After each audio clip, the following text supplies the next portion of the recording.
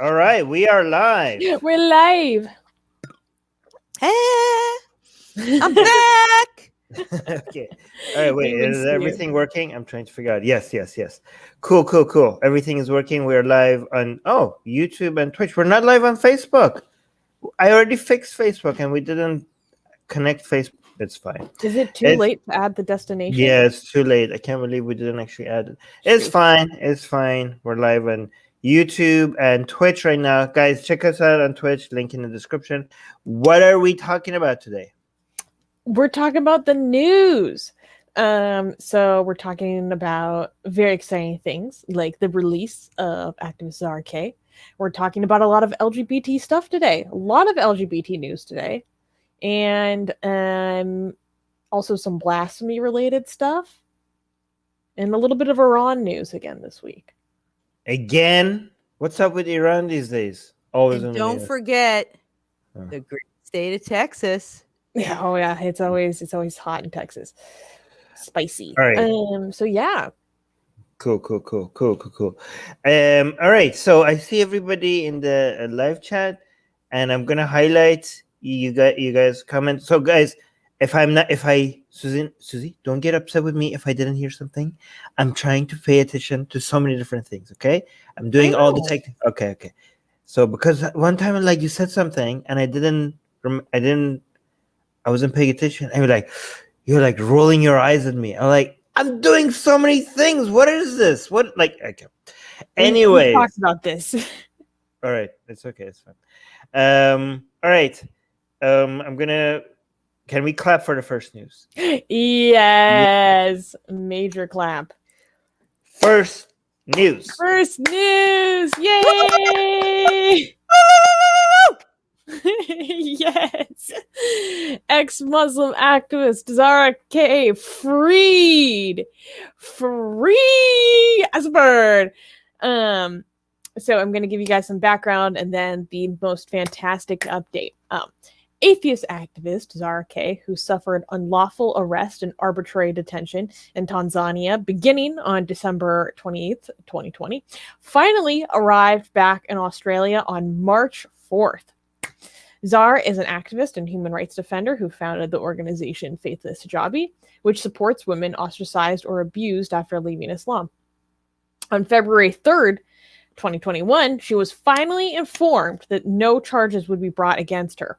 However, the police informed her that they had lost her passport and she was unable to leave the country. She finally flew out of Tanzania on March 1st, having missed a February 26th flight after being stopped by police at the airport. Atheist Republic expresses its thanks to the core team who worked tirelessly and every one of our members who joined in campaigning for Zara's freedom. Okay, when are we having her on as a guest? As soon as she says that she's ready for that. We had a cheesecake party. When I think on the 3rd or the 4th, I can't remember. So I talked to her a little bit the other day. It was really awesome. It was so good to see her back. But she has some things that she still needs to take care of. And I think, she needs to kind of decompress after that whole experience. Now that she's home, and she's gonna, talk about her side of the story when she's ready. But we will be ready for when that time is.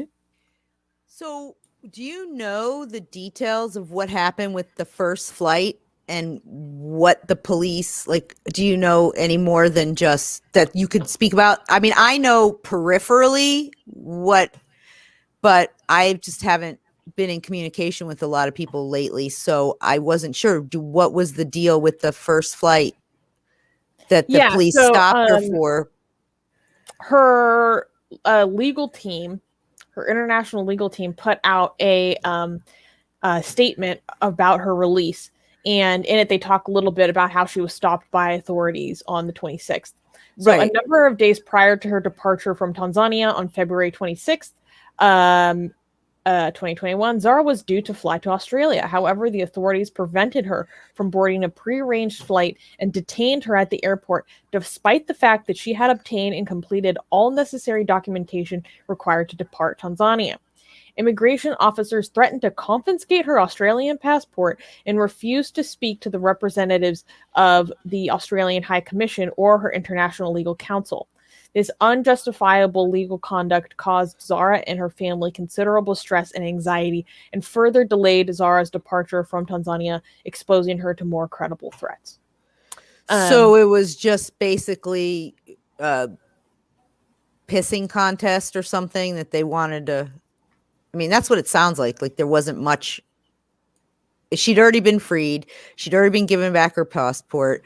The Australian government was involved, and it sounded like they were just, it was something kind of show of force or something. Look what we can do. Yeah, and she had everything she needed to leave. Right. And the threat of confiscating her passport again was obviously very scary. Well, we don't know these things, so let's not just speculate. So. The alleged. What do you mean? Like, we don't know exactly. Like, we could wait for her to come and tell us. I mean, I spoke to her a little bit about this. There's besides what's in the press release, I'm not gonna say what you told me. Yeah, I'm just worried about what's okay for us to say and accidentally say something that is like she want us to wait until she's ready. This is all publicly released already. Okay. Yeah. So it just unjustifiable conduct. Mm-hmm. And then I can't. I don't know the motivations from the authorities to do something. Yeah, like that. I mean, I don't either. But it's just interesting that it was like kind of one last try to stop. But anyways, well, regardless, she's back, and that's great. That's the main thing. Yes, exactly. All right, can we clap for the next news? Let me check. It's pretty funny. Next news. Texas bishop says atheism responsible for every ill that plagues our society. On February 24th, Bishop J. Strickland of Texas tweeted, quote, "We are worried about the wrong ism. Racism is immoral and should be shunned, but the root of our problems is atheism. Let us repent of our sins and humbly return to God." Wait, who are we competing against? What was the first one? Racism. Oh. We're worse than racism. Racism is the wrong ism. Okay, atheism is more important. Okay.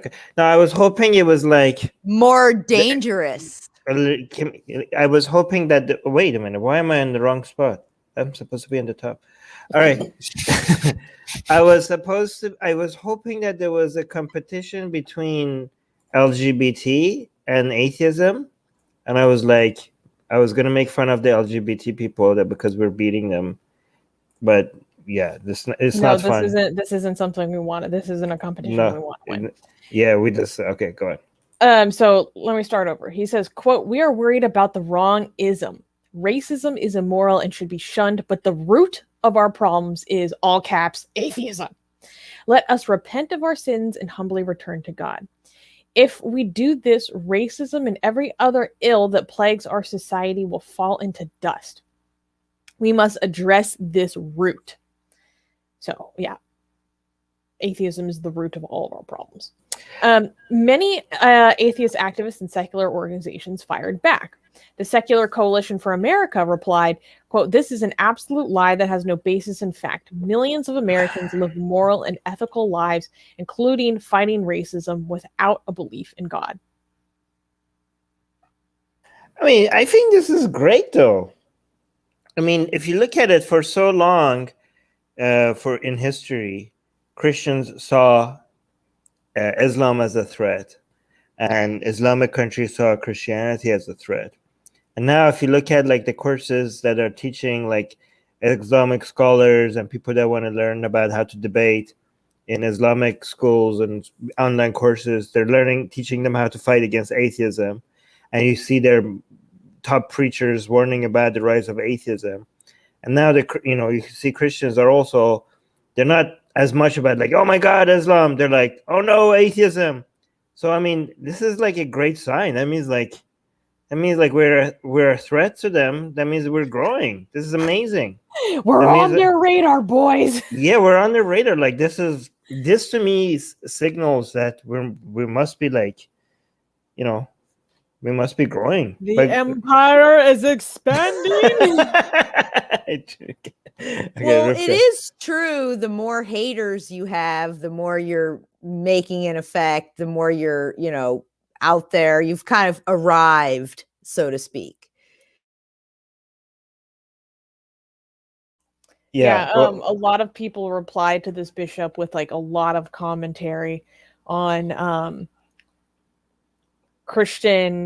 white Christian nationalism, basically, like, for example, the Triple K, the men who wear the white pointy hats in the South primarily, is explicitly a Christian organization, or how Christianity has been used to justify or validate practices like slavery, for example, in the United States.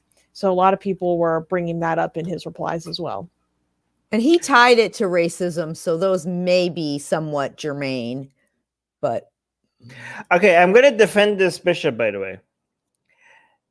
Oh. People are like, oh my God, this is shocking. Oh my God, you're comparing us to racists. You're saying we're worse than racists. I mean, like, yeah, have you not read your goddamn Bibles? Like, do you not understand?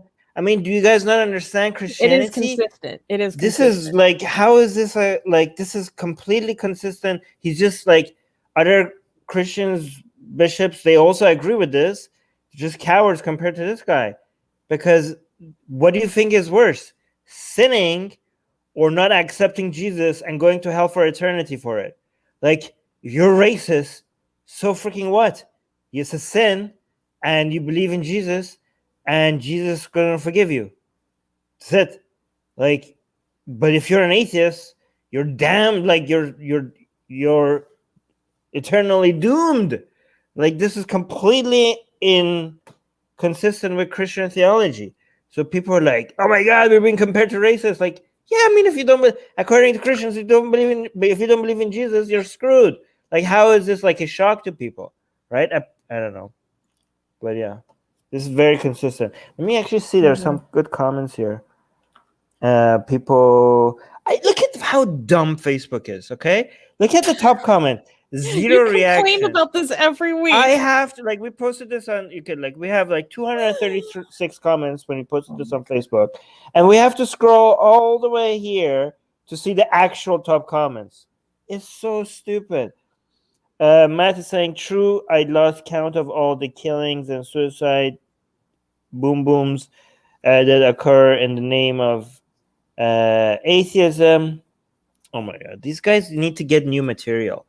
Policy saying, remember this the next time someone says you haven't amounted to anything in your life. I don't know what. Wait. No, because if he's saying that, well, I mean, he's taking out, he's saying that atheism, not an atheist, is responsible for every ill in our society. He's like, well, I've done something. Okay, this one was funnier than this one. This is old. This is such a overused joke. Anyways, anything in the live chat you want to highlight? Well, Katie also agrees that jokes like that are getting old. Yes. But anything else? I just wanted to say, and you probably know this, but there's several places in the United States that have laws on the books that atheists can't be held public office. Now, of course, those are unconstitutional and not usually enforced, but they still do exist on the books, and it's still used often for a way to sling mud at people, as and they've done Pew Research polls about, who would you be most against someone in your family, a child dating, or who would you trust least? Yeah. And unfortunately, in a lot of the United States, atheists are the number one.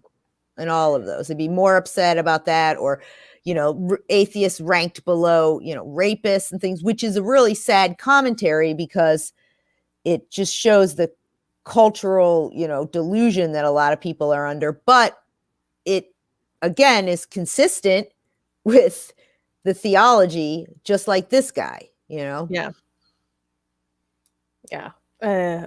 It's wild. You're muted. Can we clap for the next news? Yes. Next news.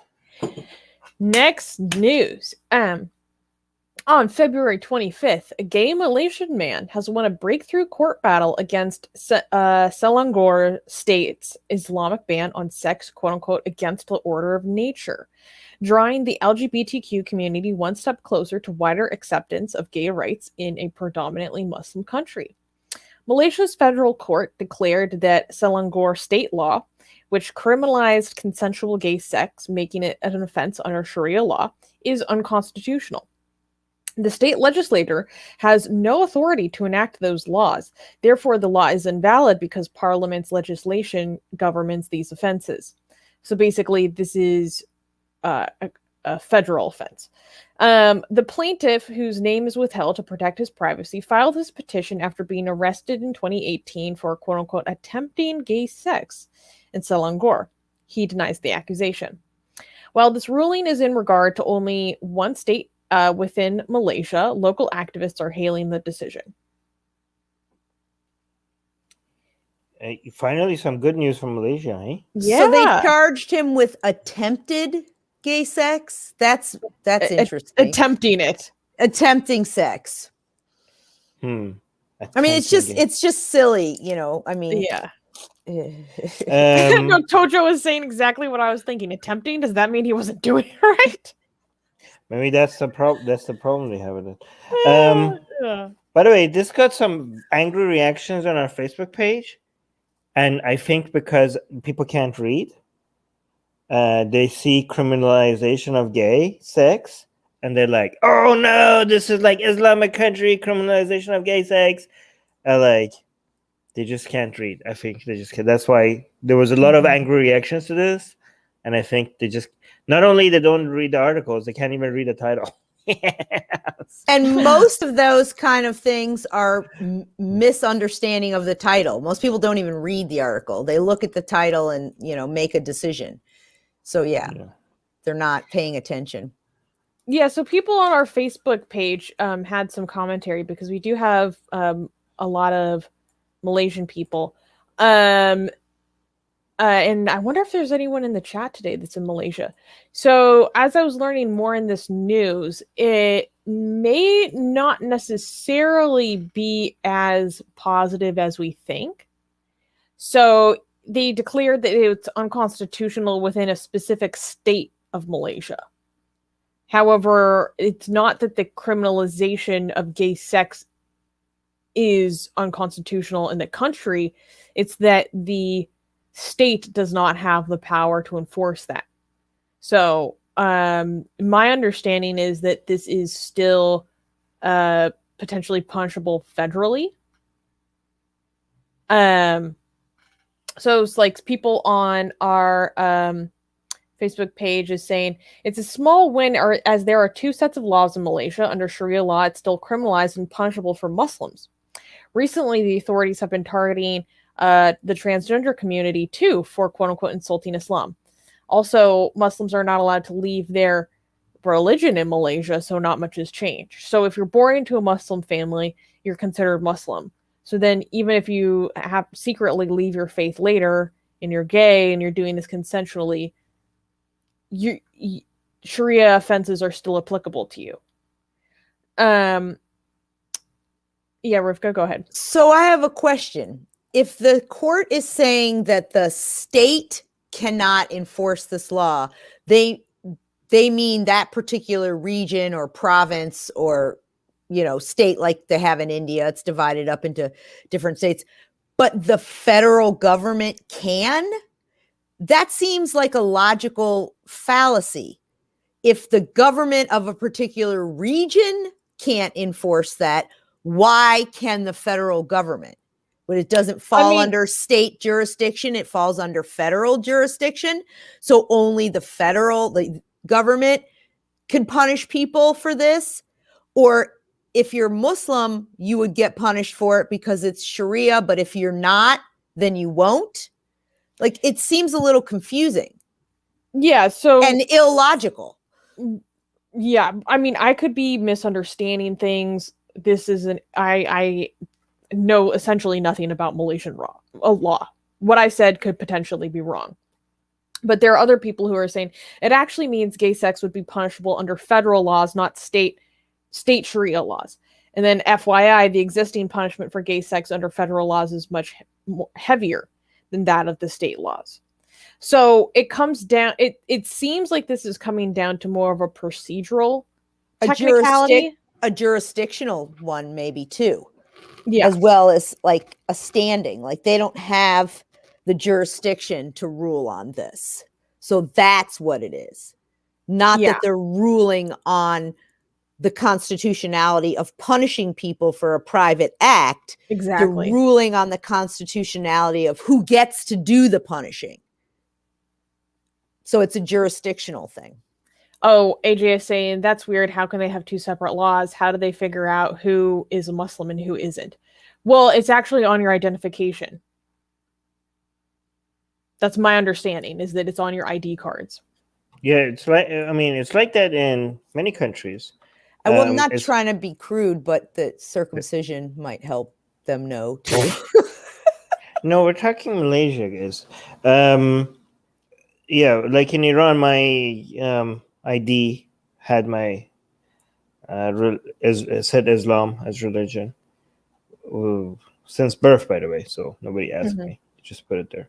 Oh, okay. Here's a little bit more background from the Human Rights Watch.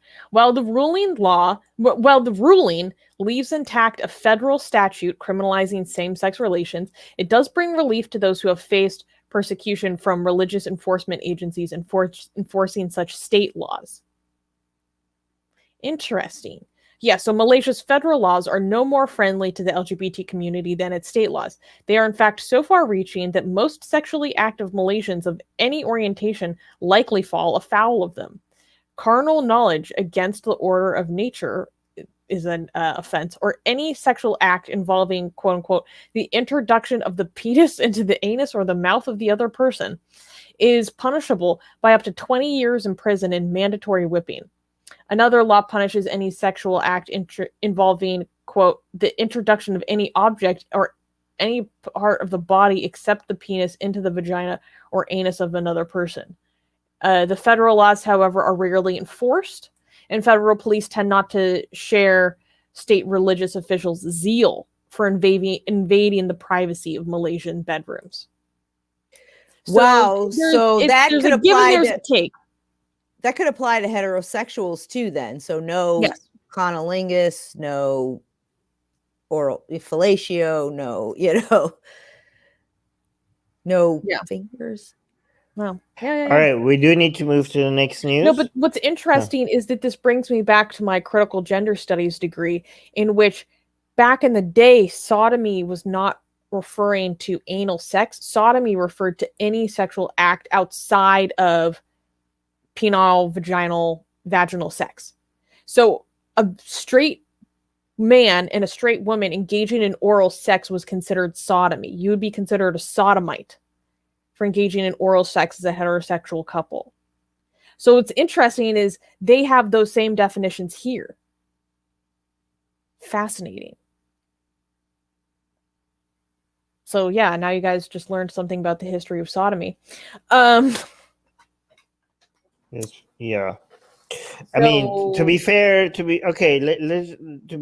to straight people, a lot of the things that we do is also not okay. Like, people like, according to these religions, it's just basically, sodomy is not like, don't try to get all the attention, gay people. Okay. We straight people do a lot of things that is considered sodomy by these people. Okay.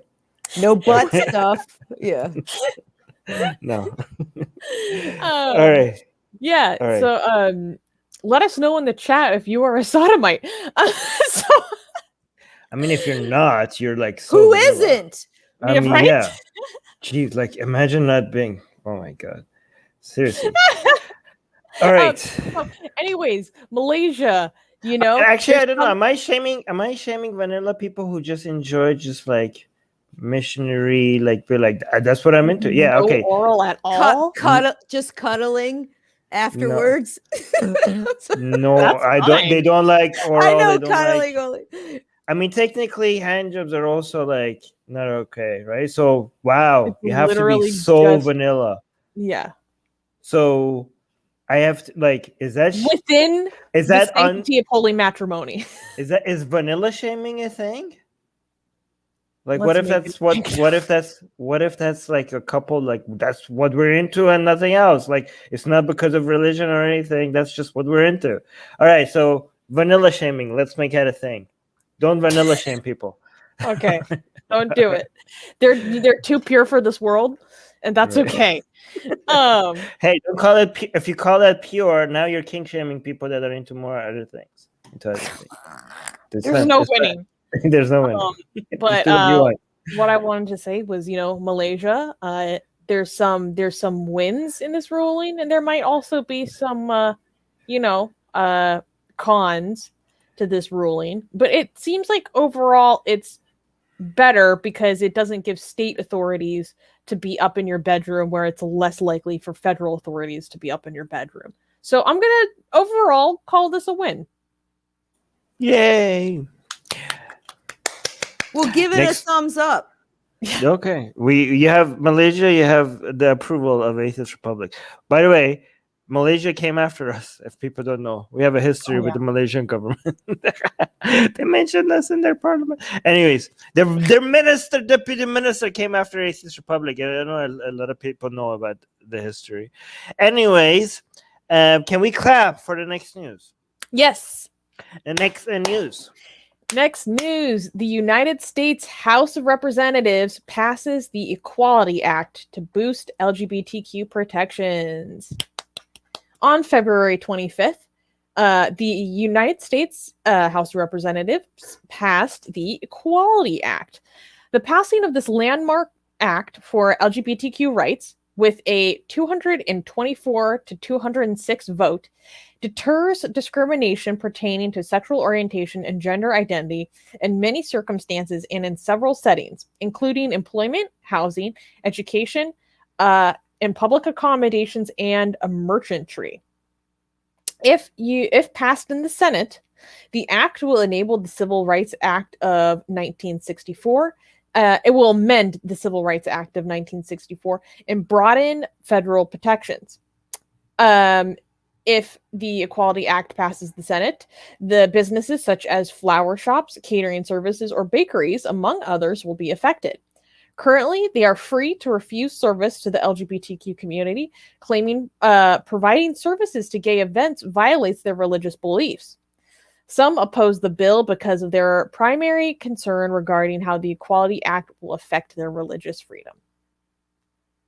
So if this is amending the 1964 Civil Rights Act, which is, you know, workplaces have to abide by in terms of religious, you know, accommodation, accommodations for, you know, women, men, you know, the harassment things, the civil rights in terms of bigotry towards other things like racism. So what this means is actually really substantial because you've always been able to fire people for being gay as long as your state doesn't have a ruling against it. There was no federal protection for that. So that's really significant because the 1964 Civil Rights Act is really landmark legislation that brought us to where we are now for all these other, you know, protections that people have. So that's actually really, really great because people can, you know that they have some sort of recompense if they're fired for being gay, or, you know, they're not, you know, we don't hire gay people at this, you know, place or things like that. So that's pretty significant. Yeah, All right. right now that there are 27 states in the United States where you can fire someone for being part of the LGBTQ community. That's a little more than half. And if this is passed in the Senate, then none of those states can reject this. It would be federal law.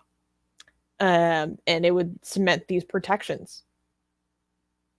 All right. So before this happened, there was a loophole, but it was to argue for why what you have is already good enough to protect LGBTQ, but it wasn't good enough because people wouldn't buy it, right? Mhm. Because you could take or with the laws that were already there, and correct me if I'm wrong about this, you could not discriminate against people for being a man or a woman, like, or based on gender or anything like that, right? You can't fire somebody for being a woman or being a man. So you could argue that, okay, but that will already, you could argue that that's already covering LGBT, right? Because if you are a man, if you're a woman who's attracted to men, right?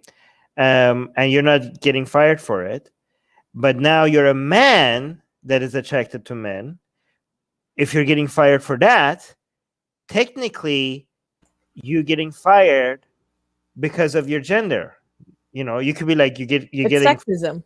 yeah, it's sexism, right? Because right now this is better because this is very clear. Like, you can't fire people for being gay, but technically discriminating against people for being gay is also discriminating against them because of sexism. Because a woman being attracted to men wouldn't be fired, but a man being attracted to men is now being fired. So the only difference is the gender.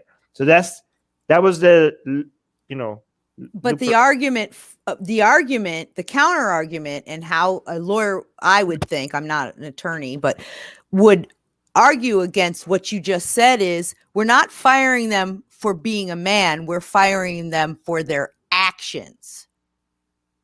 Okay, But no, it's no, you're not sexism paying. that No, no, man. no. I understand that, but that's how they would argue that. Nope, that's not an argument. You can like men, but if you act on that, I'm not agreeing with the argument, but I know that that's the argument. I know you're not agreeing with it, but that's not an argument. Even the argument doesn't make any sense, because the act is the same. The woman being attracted to men and the man being attracted to men, the act is the same. So the only thing that is changing is the gender. So it is gender discrimination. So because you can't say it's the act, because the act is the same. So it's still the gender. Well, a lot of companies have clauses that say anything they consider immoral. So even a woman with a man. So, but whatever, that's just an interesting thing. I have another question though. So I don't know how you Americans do law and stuff. What this is like, the Constitution is still only has protection for gender discrimination based on gender, correct? Like, this is completely separate from.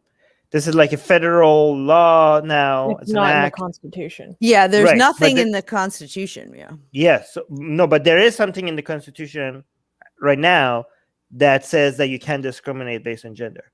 No, it's not in the Constitution. It's a law that was passed under the Johnson administration. No, I'm not talking about this. I'm not talking about this, right? I'm just saying with that.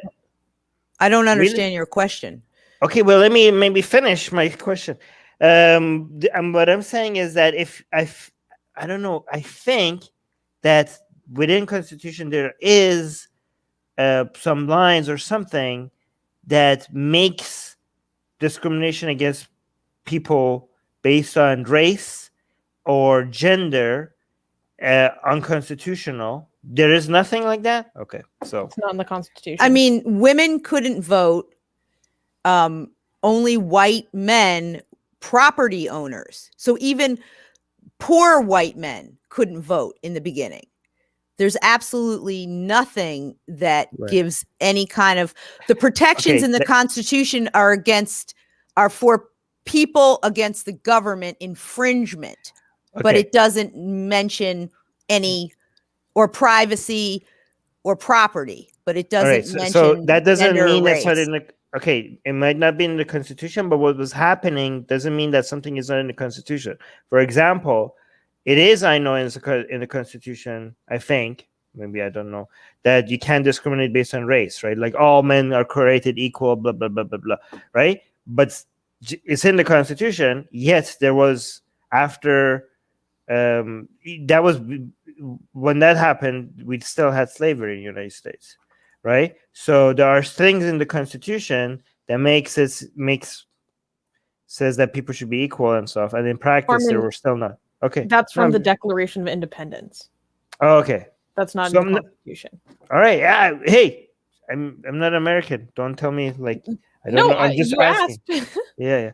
So there's nothing in the Declaration of Independence, or I really assume people keep saying it's unconstitutional. I really assume there's something somewhere there that makes it people okay. Well, all right. The Declaration of Independence isn't a law.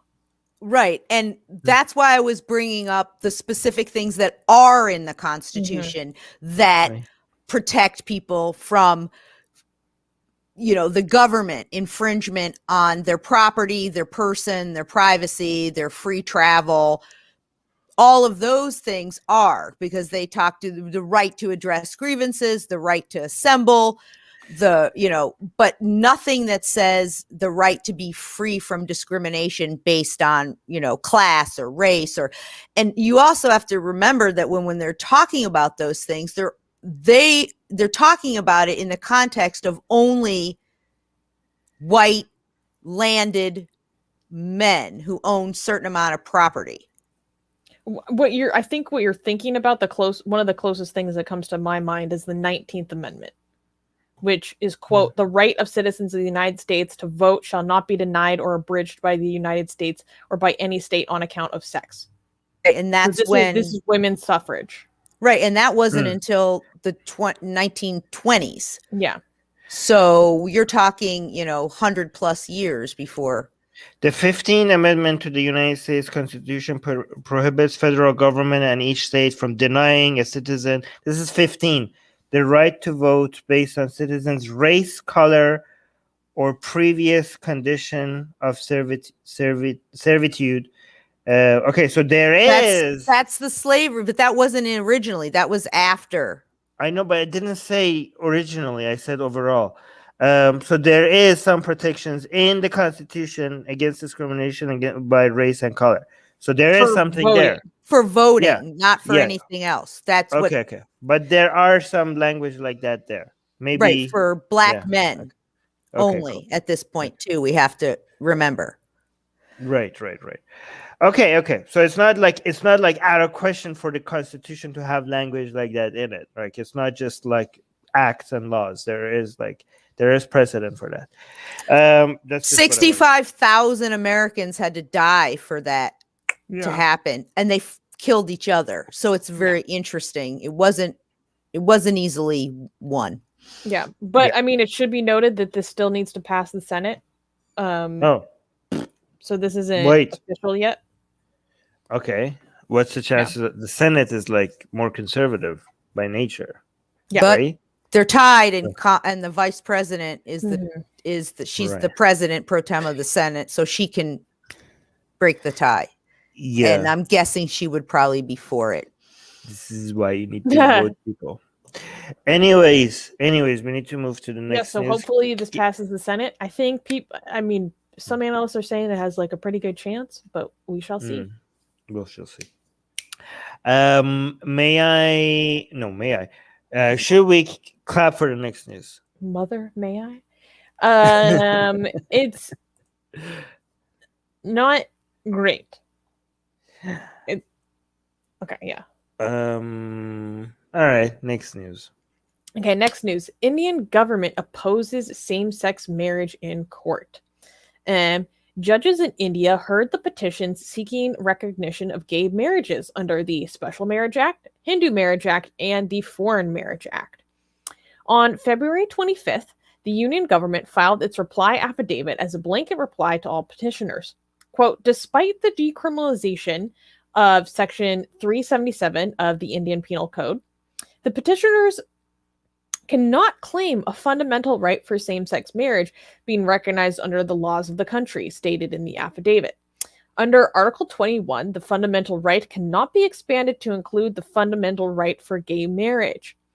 same-sex couples living together in a relationship is quote unquote not comparable with the Indian family unit concept of a husband, wife, and children, noted by the government, arguing that the institution of marriage is sacred. Quote, in our country, despite statutory recognition of the relationship between a relationship of marriage between a biological man and a biological woman, marriage is necessarily depends on age-old customs and societal values. Okay, I'm losing track of same-sex rights in India. Keeps going back and forth. And then there's whether just same-sex, so gay sex itself being legal or not legal, and then the marriage going back being illegal, and then legal, and then illegal again, and then gay sex itself being illegal, and then legal, and then back to illegal, and then back to legal again. So there's two different things. One is gay marriage, and the other one is gay sex, and then keeps like yo-yoing. I don't know. I lost track. What's happening? Okay. Susanna. Well, So I was gonna make a oh, go ahead.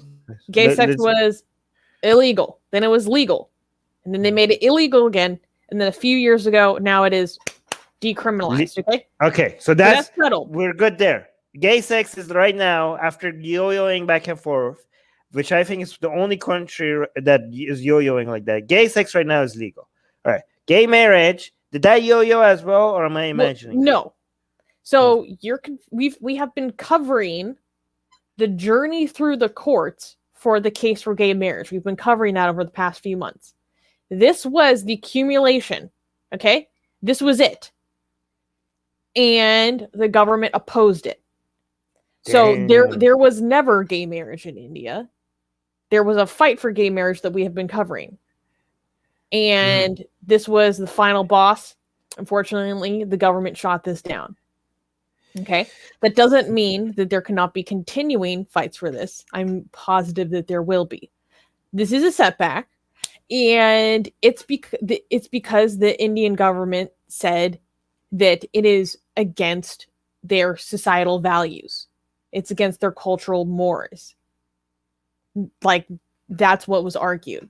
They're probably, I mean, I wish Bubble was here. We need a lawyer. There's probably other finer details, but I was taking more of the commentary of the court, which I thought was quite significant, in saying that it's against Indian custom. So Rivka, go ahead. Rivka. Two things. Decriminalization isn't quite the same as legal. Something can be illegal but decriminalized. Did that mean that's in terms of punishment or prosecution? Okay, so it's definitely better than to be criminalized, but it's not the same thing, technically. And then point number two I wanted to make is that, so their whole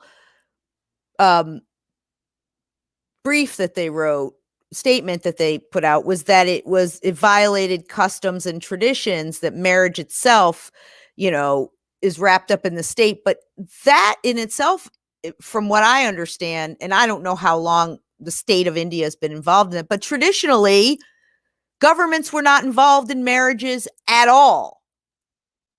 It was a religious thing, a tribal thing, a clan, whatever. It had nothing to do with the state. It's only a modern invention that states and nations become involved in marriages in terms of, licensing or protections for married couples, or special rights for married couples in terms of taxes, or, things like that. That's very recent. So yeah. I think that they're kind of playing games with themselves, because it could be a traditional idea, but the state being involved in it is absolutely not traditional. Yeah, I mean, that's a very good point. Like, marriage being a civil contract is actually a very modern invention. So fantastic commentary, Rivka. Hayward Jablomi is saying you need to enforce the... Oh, wait, no, that's not what I meant to highlight. Shoot, where did it go? Oh yeah. Jake is saying many of the anti-gay laws in India didn't exist before the British Empire. It's a shame that they're still stuck on holding to laws that don't even represent their traditions, which I think is a very good point. You know what? This is fair to point out that this is not their Indians' tradition, and right now, India's tradition is supposed to be the world's largest secular, country and all of that. But honestly, even if it was a tradition, who gives a crap? If you have bad traditions, then throw your bad traditions in the goddamn garbage. Okay? So this is our traditions. Well, you have crappy traditions. Get rid of them. Tradition is just a bag of stuff that some people in the past expect you to keep carrying for them. And it doesn't necessarily affect the now. And that's why I wanted to point out this confusion that people like to engage in, that somehow whatever happened in the last 100 years is the way it's always been. Yeah. I did want to highlight some comments from Katie because I know she's following it very closely and we talk about this a lot. She's saying the court will hear about it again on April 20th. The government just presented their arguments against gay marriage in the Delhi High Court right now. Katie, please send me an article. Also, previously, the court has told the government that everyone around us is progressing and we need to catch up. So, yeah, saying like, we actually do want to progress our values in this area. And then when asked for an earlier date for the next hearing, the government lawyer said that it is not an important case, so delays won't matter. And they're using delay tactics just like they did with the gay sex. Well, it wasn't legislation, but yeah. So very interesting. Wait, I want to look at the article again to find some more interesting. Oh yeah. So just to be clear, when we were talking about gay sex, when I was breaking it down for Armin, I think I may have said legal. Technically, it's only decriminalized. So if I said that, correcting myself. Wait, where was it? As noted by the Ministry of Law and Justice, the government advises that there is legitimate state interest in hindering the recognition of gay marriage. The legislature must consider societal morality as relevant to the validity of a law. The legislator must enforce such societal morality and public acceptance based on Indian customs. So it's not only a contract between two individuals, but it's a solemn institutional between a biological man and a biological woman. The center, which is the Indian government, advised that the fundamental right under Article 21 is subject to the procedure established by the law, and the same cannot be expanded to include the fundamental right for same-sex marriage to be recognized under the laws, which is in fact a mandate to the contrary.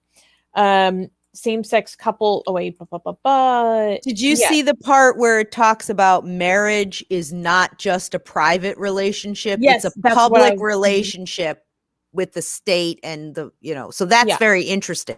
Yeah. Additionally, the government argues that while marriage happens between two private individuals, it quote unquote cannot be regulated to a mere concept within a person's own private life. On the other hand, the center holds that told the Delhi High Court marriage is recognized as a public relationship where several legal rights and obligations have to be adhered to or have been adhered to. The center advised the court that while it can analyze existing rights, it cannot create a new right. The law does not permit the court to circumvent the laws intended for heterosexual couples. Same-sex marriage is neither, quote, recognized nor accepted in any uncodified personal law or in any codified statutory law. Any interference with the existing marriage laws would cause complete havoc with the delicate balance of personal laws in the country, concluded the government, adding that it could lead to further deviations of marriage laws, including those applying to individuals of the Christian or Muslim faith. So it sounds like they're trying to have it both ways, that it's a public relationship that is so private and personal and it only applies, this public relationship and these laws only apply to heterosexual people, that gay people are completely out of the bounds of law, because that's what they're saying. That, and this thing about you can't create new rights, that's how you make laws in a set. You can. What? You can. It used to be the law about how people treated Dalits, and then they made a law giving them the right of personhood and being, and the same rights to be free from, assault or any of the, they made that right. Yeah, like in America, we amended our constitution and made the right for women to vote. That's why it's called a constitutional amendment, because you are amending it. And it's really, the thing that angers me the most about this is the fact that he says the court to circumvent in laws intended for homosexual couples. Okay. So, and not codified in personal or statutory law. So what's that saying is that anybody who's not a heterosexual couple is completely outside the bounds of law, has no protection from the state, and is not even recognized as having to, deserving of any kind of recognition, protection, nothing. So they're putting these people in sort of this no man's land where anything is possible and nothing is possible. Mm-hmm. So this means that our own Rivka has more basic common sense than the entire court system in India. Well, okay, the Indian court system confuses me. So let me preface this. So the Indian government is a party in this proceeding, basically. So it's it's called the center. Okay. So it's the center who is arguing this forward. The court is still working on this, right? But these are some of the statements that were given on behalf, basically. Like a friend of the court brief? Interest. Like a friend of the court brief. So they're saying, we're the government, and this is, our position on this particular thing that you're going to rule on, which is also really unfortunate because they're supposed to be separate branches, right? Legislative. That's what confuses me about the Indian government. Right, executive. There's a lot that confuses me. But I don't know the structure of it itself. And I don't know parliamentary procedure or what they're going on versus in the United States, but you would think it's their culture. Right, so it's sacrosanct and you're not allowed to say internal nutter. It's my deeply held beliefs. My deeply held beliefs. So, however, when the center was arguing that this would, I don't know if this was a proper argument in court, just a statement, saying that this would wreak havoc on the personal laws of India. Honestly, the little I know about personal laws in India, that might be true. Because remember our confusion talking about the changes to the Muslim personal law? So confusing. So honestly, I think that this might wreak havoc on the personal laws of India, which is why we should have one law for all. Let's have a secular law. Let's have one for all. That's an idea. I don't know. Hey, music. By the way, we got 2 super chats. I forgot to.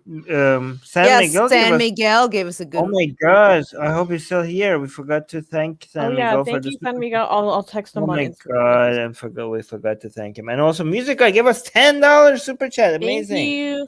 Thank you for all the LGBTQ plus coverage. I honestly do really appreciate it. Hey, we're not discriminating against cis straight people, okay? This just so happens to be on the news.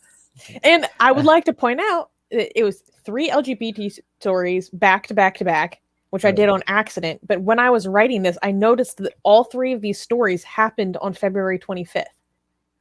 Right. How interesting is that? Oh, yeah. Wait, I was going to say something. You want to read this one? But I remember what I was going to say. Katie is saying it's confusing because the judges are different every time. The judgments depend a lot on the bench that is hearing the plea. Yeah, I can imagine. And then appeals. Oh yeah. Oh my god. I was gonna say, I remember now.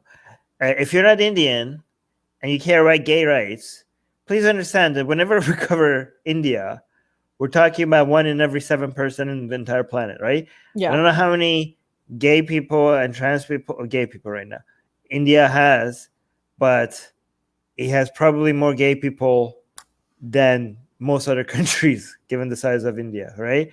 So just There's probably the population of gay people or LGBT community in India is probably the same population of entire countries. right, multiple countries combined. Holy crap! Right, so Well, they say that can I please finish what I'm saying, please?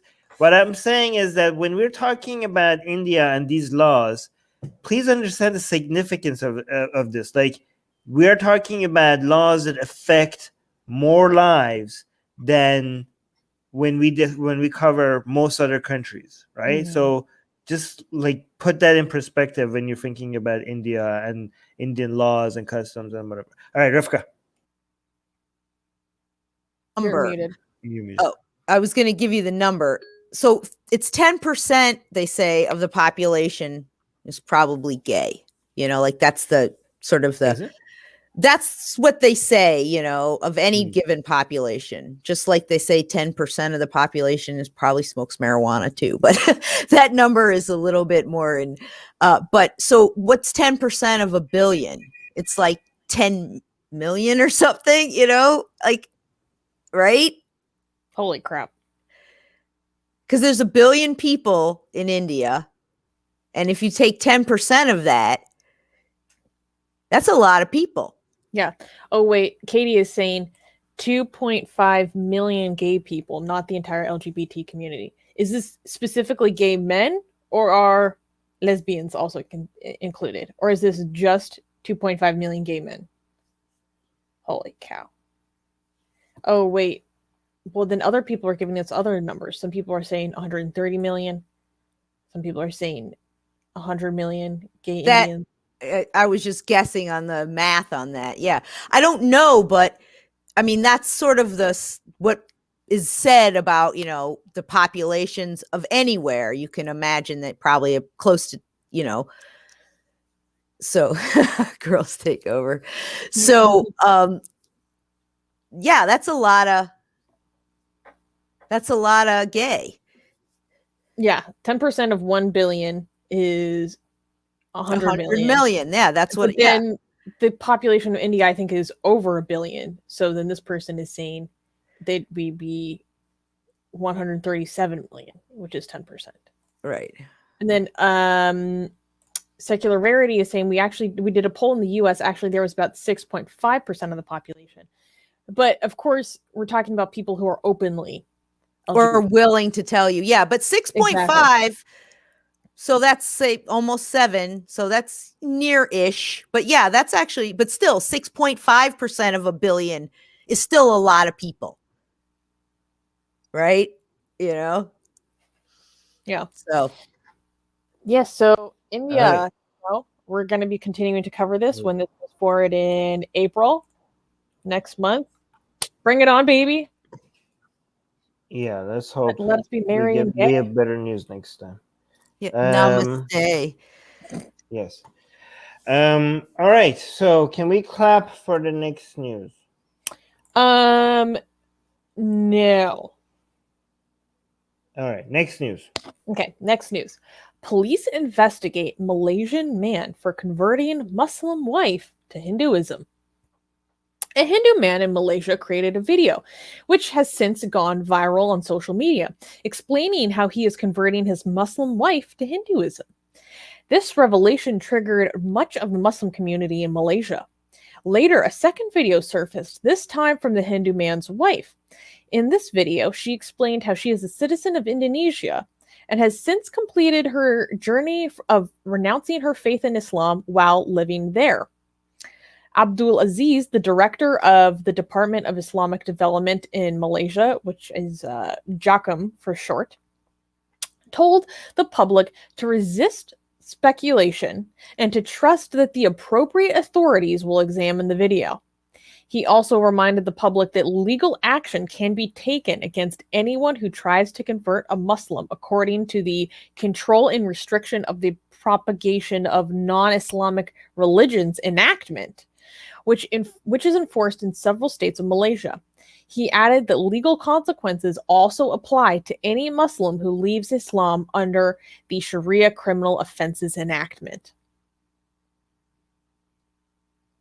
They're actually actively looking for him right now Yes. because he left Islam. Yes. No. Oh. He put out a video saying that he converted his wife to Hinduism. Oh my god. Oh. So it's an offense to preach or try to convert people out of Islam.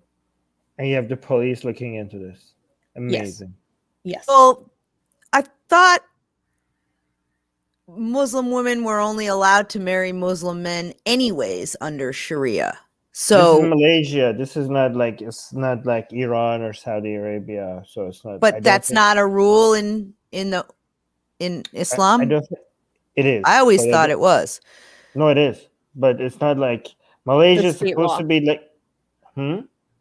Yeah, it's not like state, like Malaysia is supposed to be like a moderate, liberal, Islamic country. So, But he's saying, but this is what you get apparently with the like apparently this is the best you get. Like with the most moderate Islamic country, you still get the police chasing after a man who converted his wife to Hinduism. So you don't get like Saudi level insanity.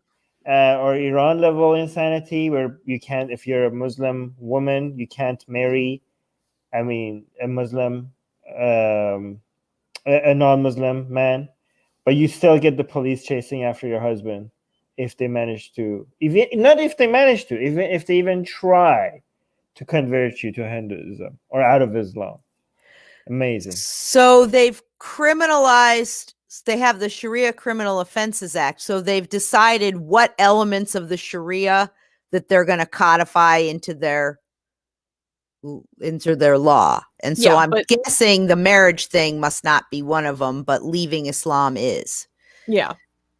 I mean, there's so many things, even in the most, like Saudi Arabia, I think is the closest thing that comes to Sharia, and even they are not really following it accurately. But there's many things that these Islamic countries do that is not. Even the vile things they do sometimes it's not. Like, for example, in Saudi Arabia, when they want to do executions, they behead people, which is the Islamic way. But in Iran, they hang the people. And they're like, where did you get that from? Like, that's not Islamic at all. But go on, Susanna, you want to say Bidah. So wait, can you scroll up? Okay, no, I want to see the full tweet by Christoph. Guys, well, I mean, RIP to my Twitter. If I had a Twitter, I would still be following at halal. I can never say it right. Halalkalism. So Christoph is hilarious. So he said, "Look, I'm just a simple fellow who doesn't know anything, but I really think if a person decides to convert from Islam to Hinduism, they don't need to be reported to the police by concerned citizens and then investigated by the government." So, exactly. Just I second that. Yeah. Yeah. And you know what? It's really not fair to keep comparing Malaysia to countries like Saudi Arabia and Iran, because that's like the lowest standard. Like, we're like, well, at least they're not like, I mean, come on, this is like so bad, right? The problem with us is that we cover like countries like Pakistan, Bangladesh, Iran, and Saudi Arabia so much that sometimes we get desensitized to how stupid this is, because it's like insane. This is insane. This is like Malaysia shouldn't even pretend like they're a modern, secular, democratic country. Like, you guys are like, let's stop pretending. You guys are backwards. You guys are backwards. Like, you guys have still laws like this. Like, don't act like a modern country. Well, to give you some more background, he says, so I'm talking about the law that makes it an offense to the propagation of non-Islamic religions enactment.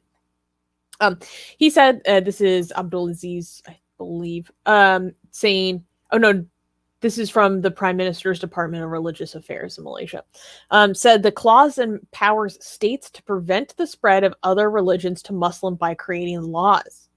This includes any attempt to persuade, invite, or coax Muslims to turn away from Islam, either through marriage, preaching, or any other possible way.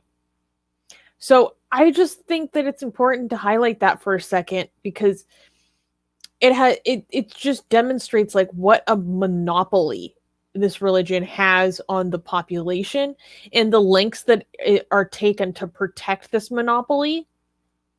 And also it makes you think about how Islam even reached places like Malaysia in the first place to begin with, right? It's through monopoly, it's through actively protecting the faith and not allowing other options. And a big part of freedom is having the freedom to choose. Well, how do you choose if you don't even know that other options exist? Or how do you have freedom if people aren't even allowed to show you other options? Then what you've chosen isn't a choice, because nothing else has ever been made available to you. Right. You're not free to choose your faith. It's a state enforced monopoly. And I also have an update on this case, but you guys give your commentary.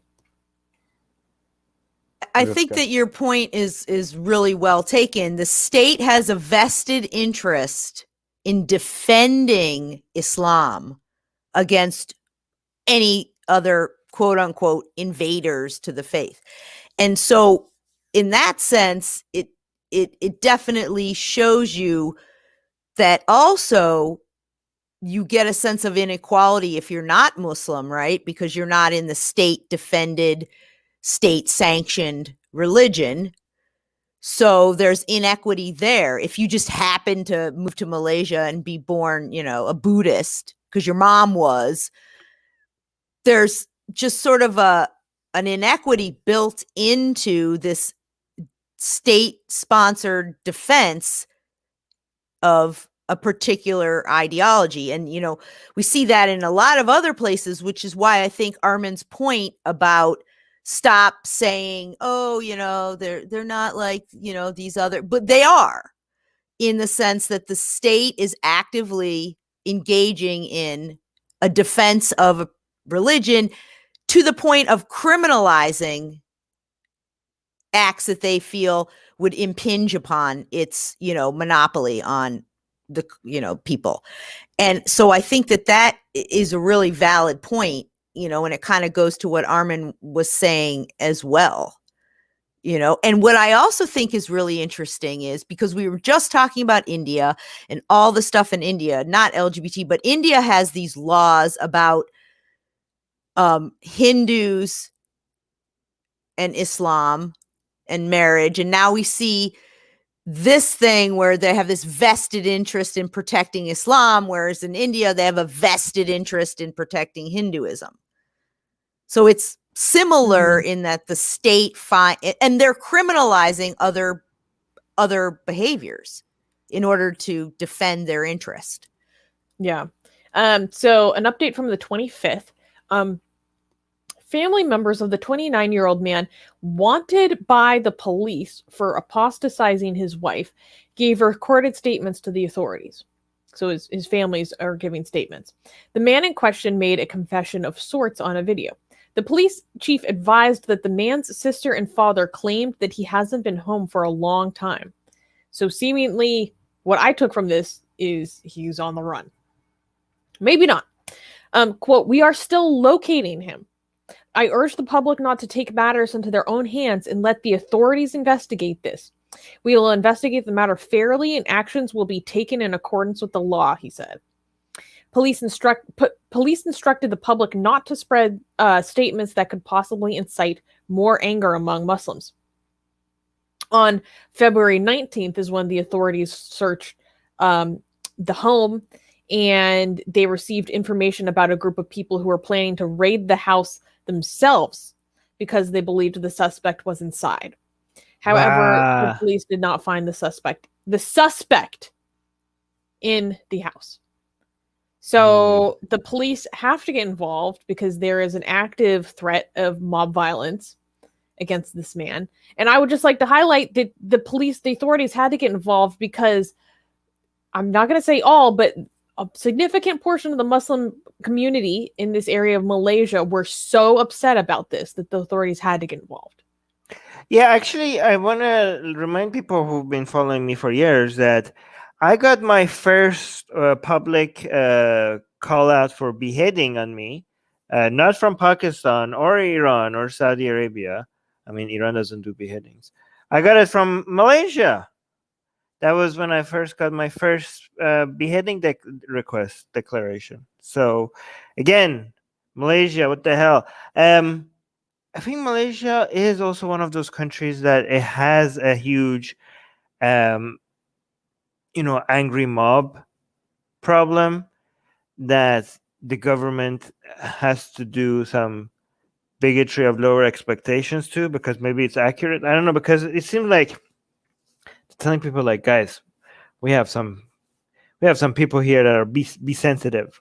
Come on, guys. Like, I don't know if how much of this is pressure from the government or the government being pressured by this Islamist mobs or stuff like that. I don't know the relation, but I do get the sense that, I'm getting some Pakistan kind of parallels here of how much the government is doing these things because they'd be scared of their Islamists. You're like, Their own stuff.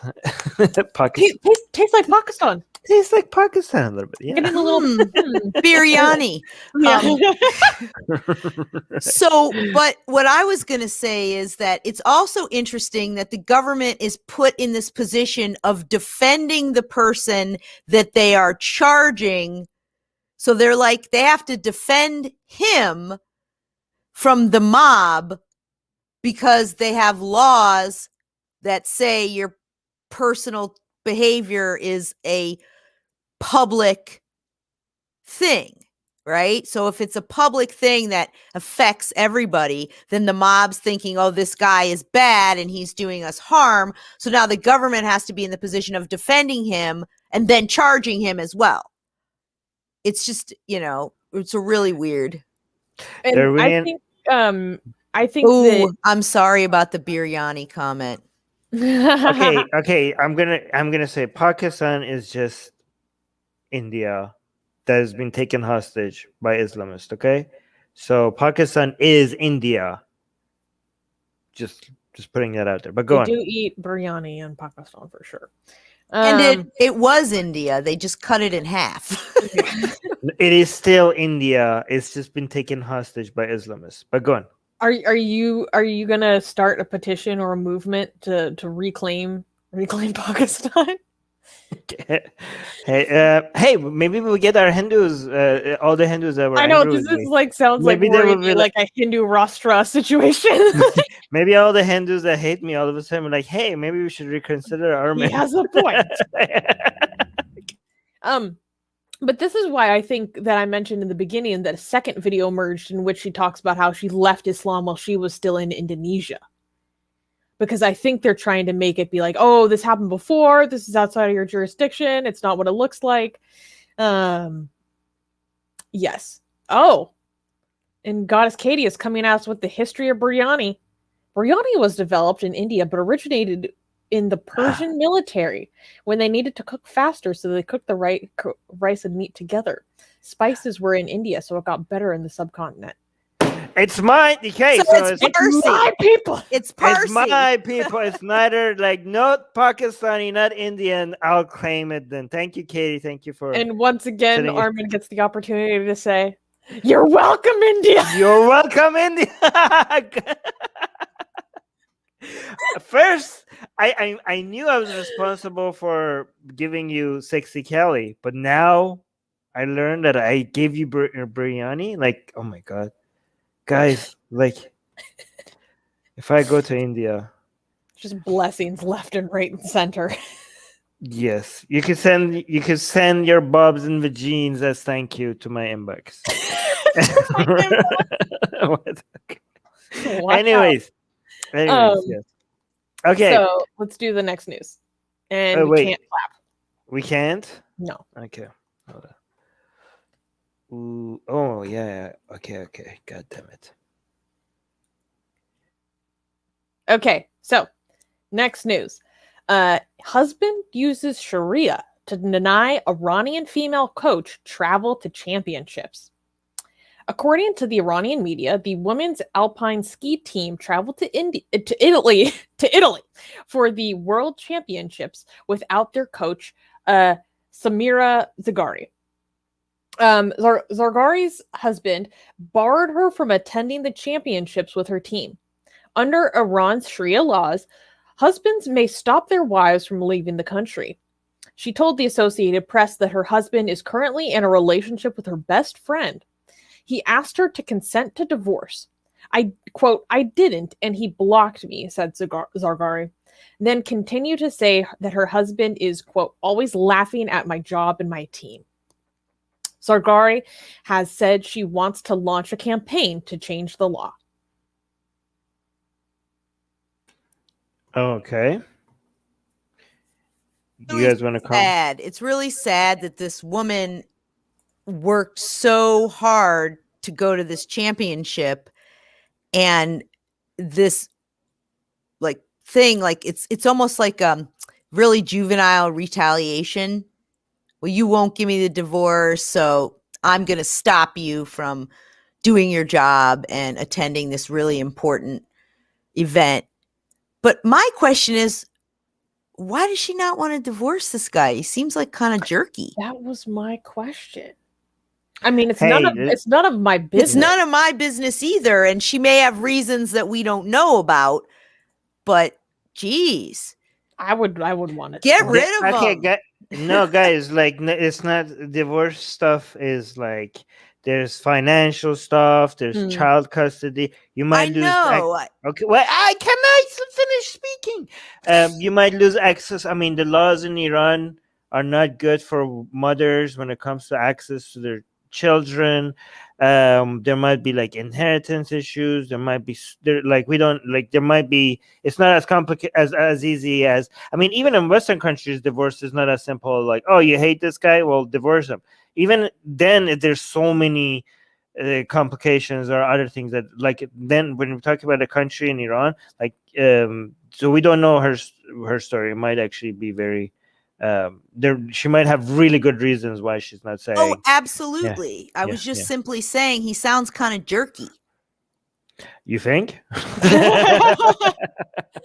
true. It's terrible.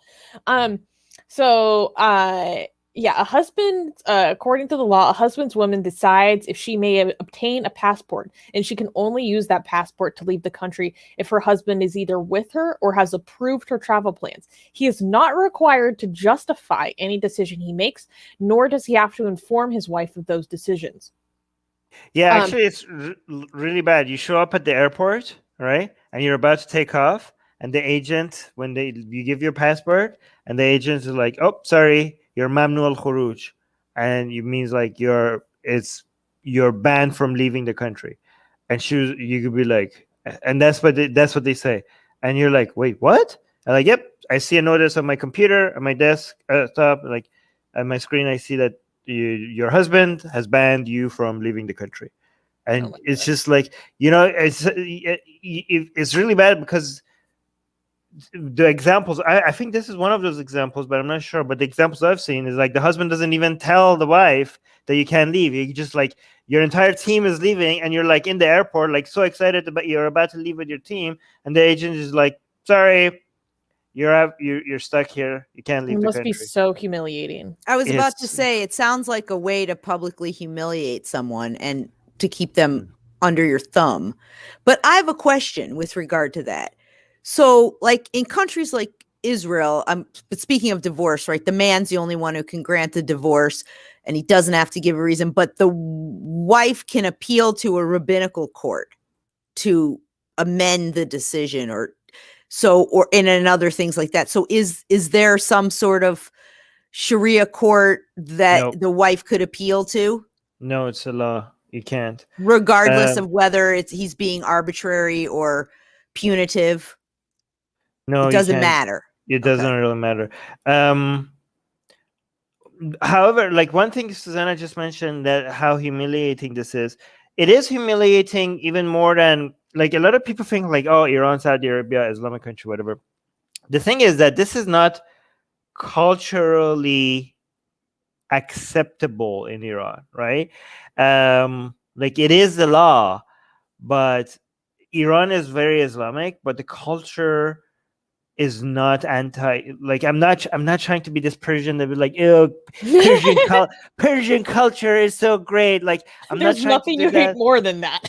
Yeah, like I'm not trying to be like this nationalist defending Iranian culture kind of like cringe stuff, but it is true that Iranian culture is like not anti-woman, and this is looked down upon by society a lot. There's, for example, like a lot of you can see, for example, in Iran, it's legal for men to have more than one wife, but it's really hard for you to find men having more than one wife. Like it's really frowned upon, right?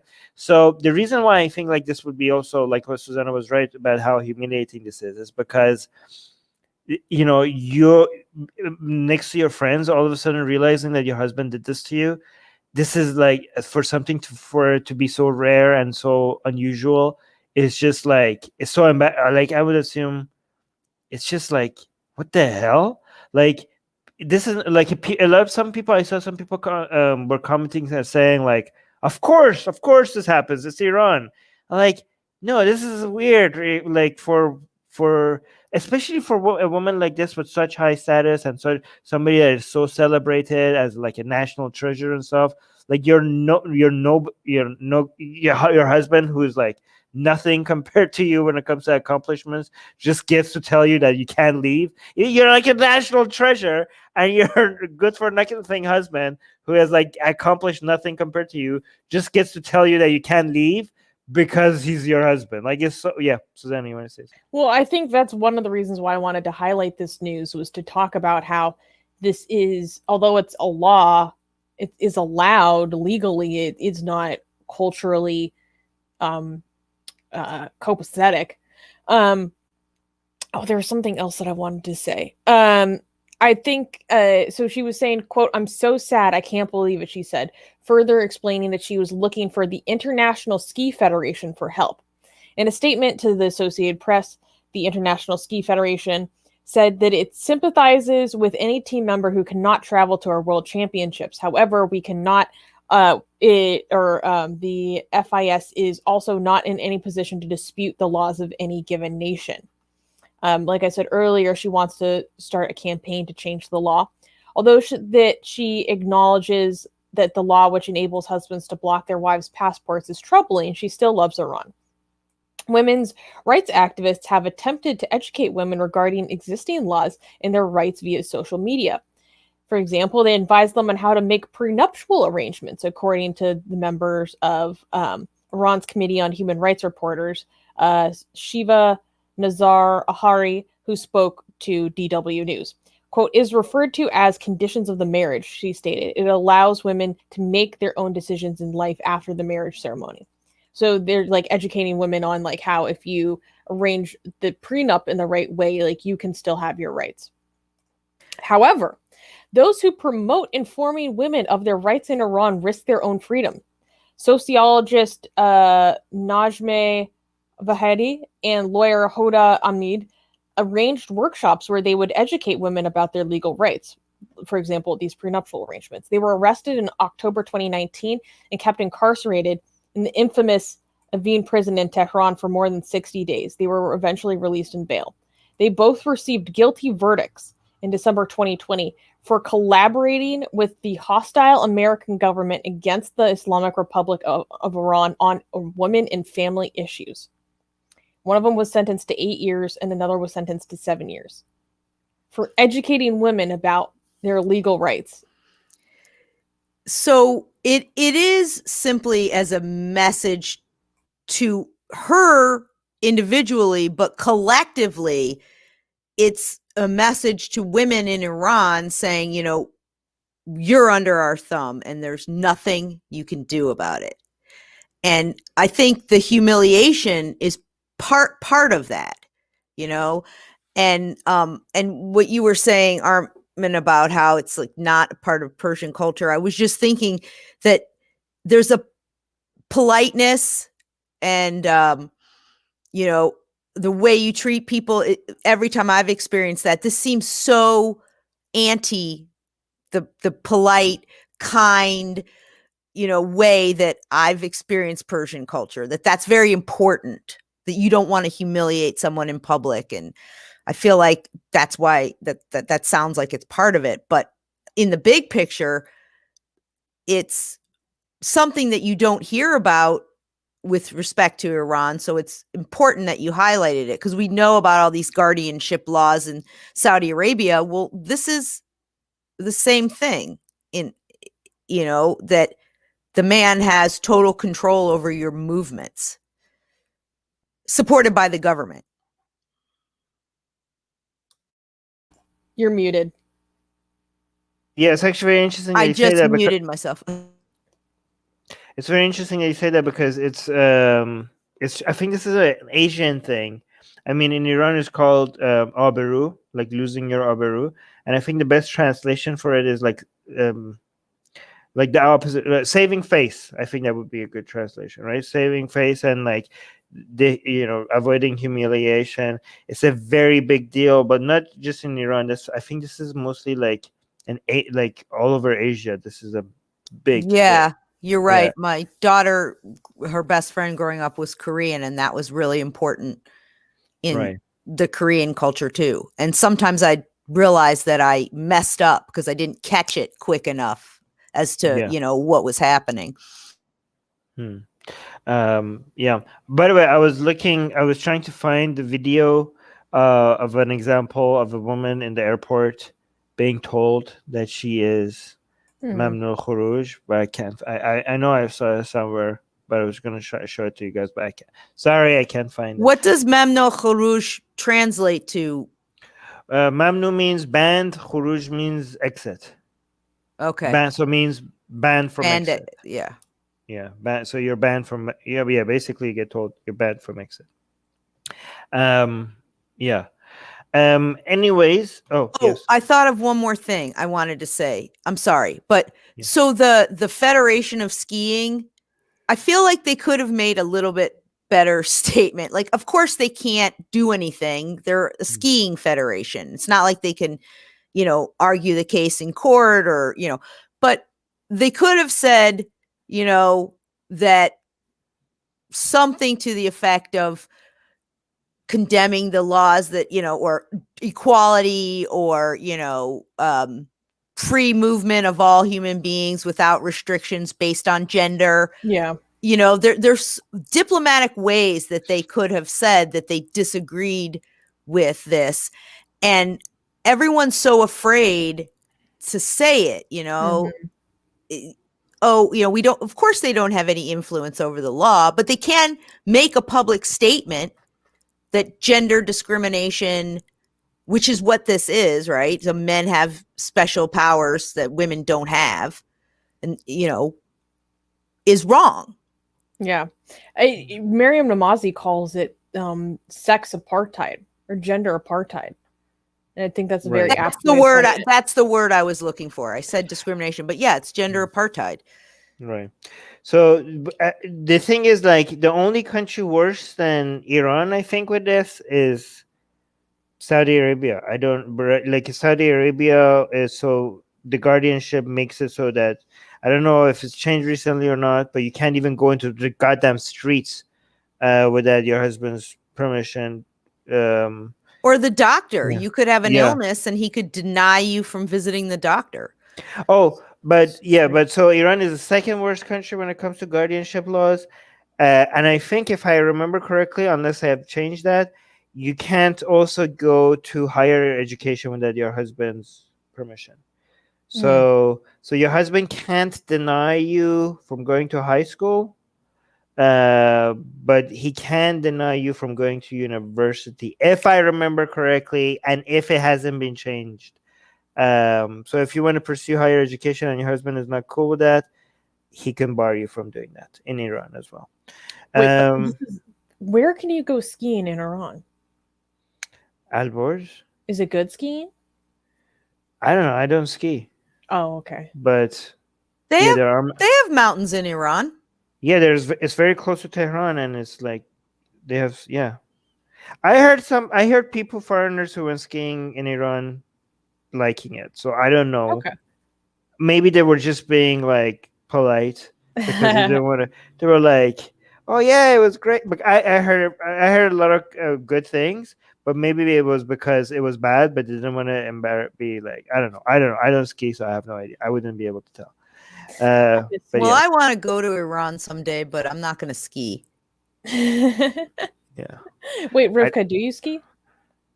I've never skied in my life. I need someone to go skiing with. Damn it. When I was younger, I was I was a dancer and I was a dance minor in college, and they used to not let you ski. You had to sign a contract so that you wouldn't break your leg and then ruin the whole show. You know, it's amazing to me. Sometimes people ask me like, "Oh, it snows in Iran." I'm like, "Yeah, we had like in Tehran, there were times that we had to like stay at home for a whole week because we couldn't open our doors because of the amount of snow. Like there were times like that's how much it snowed sometimes. It's amazing. People are like, "Oh, Islam, Arab desert." So wait, snow? That doesn't make sense.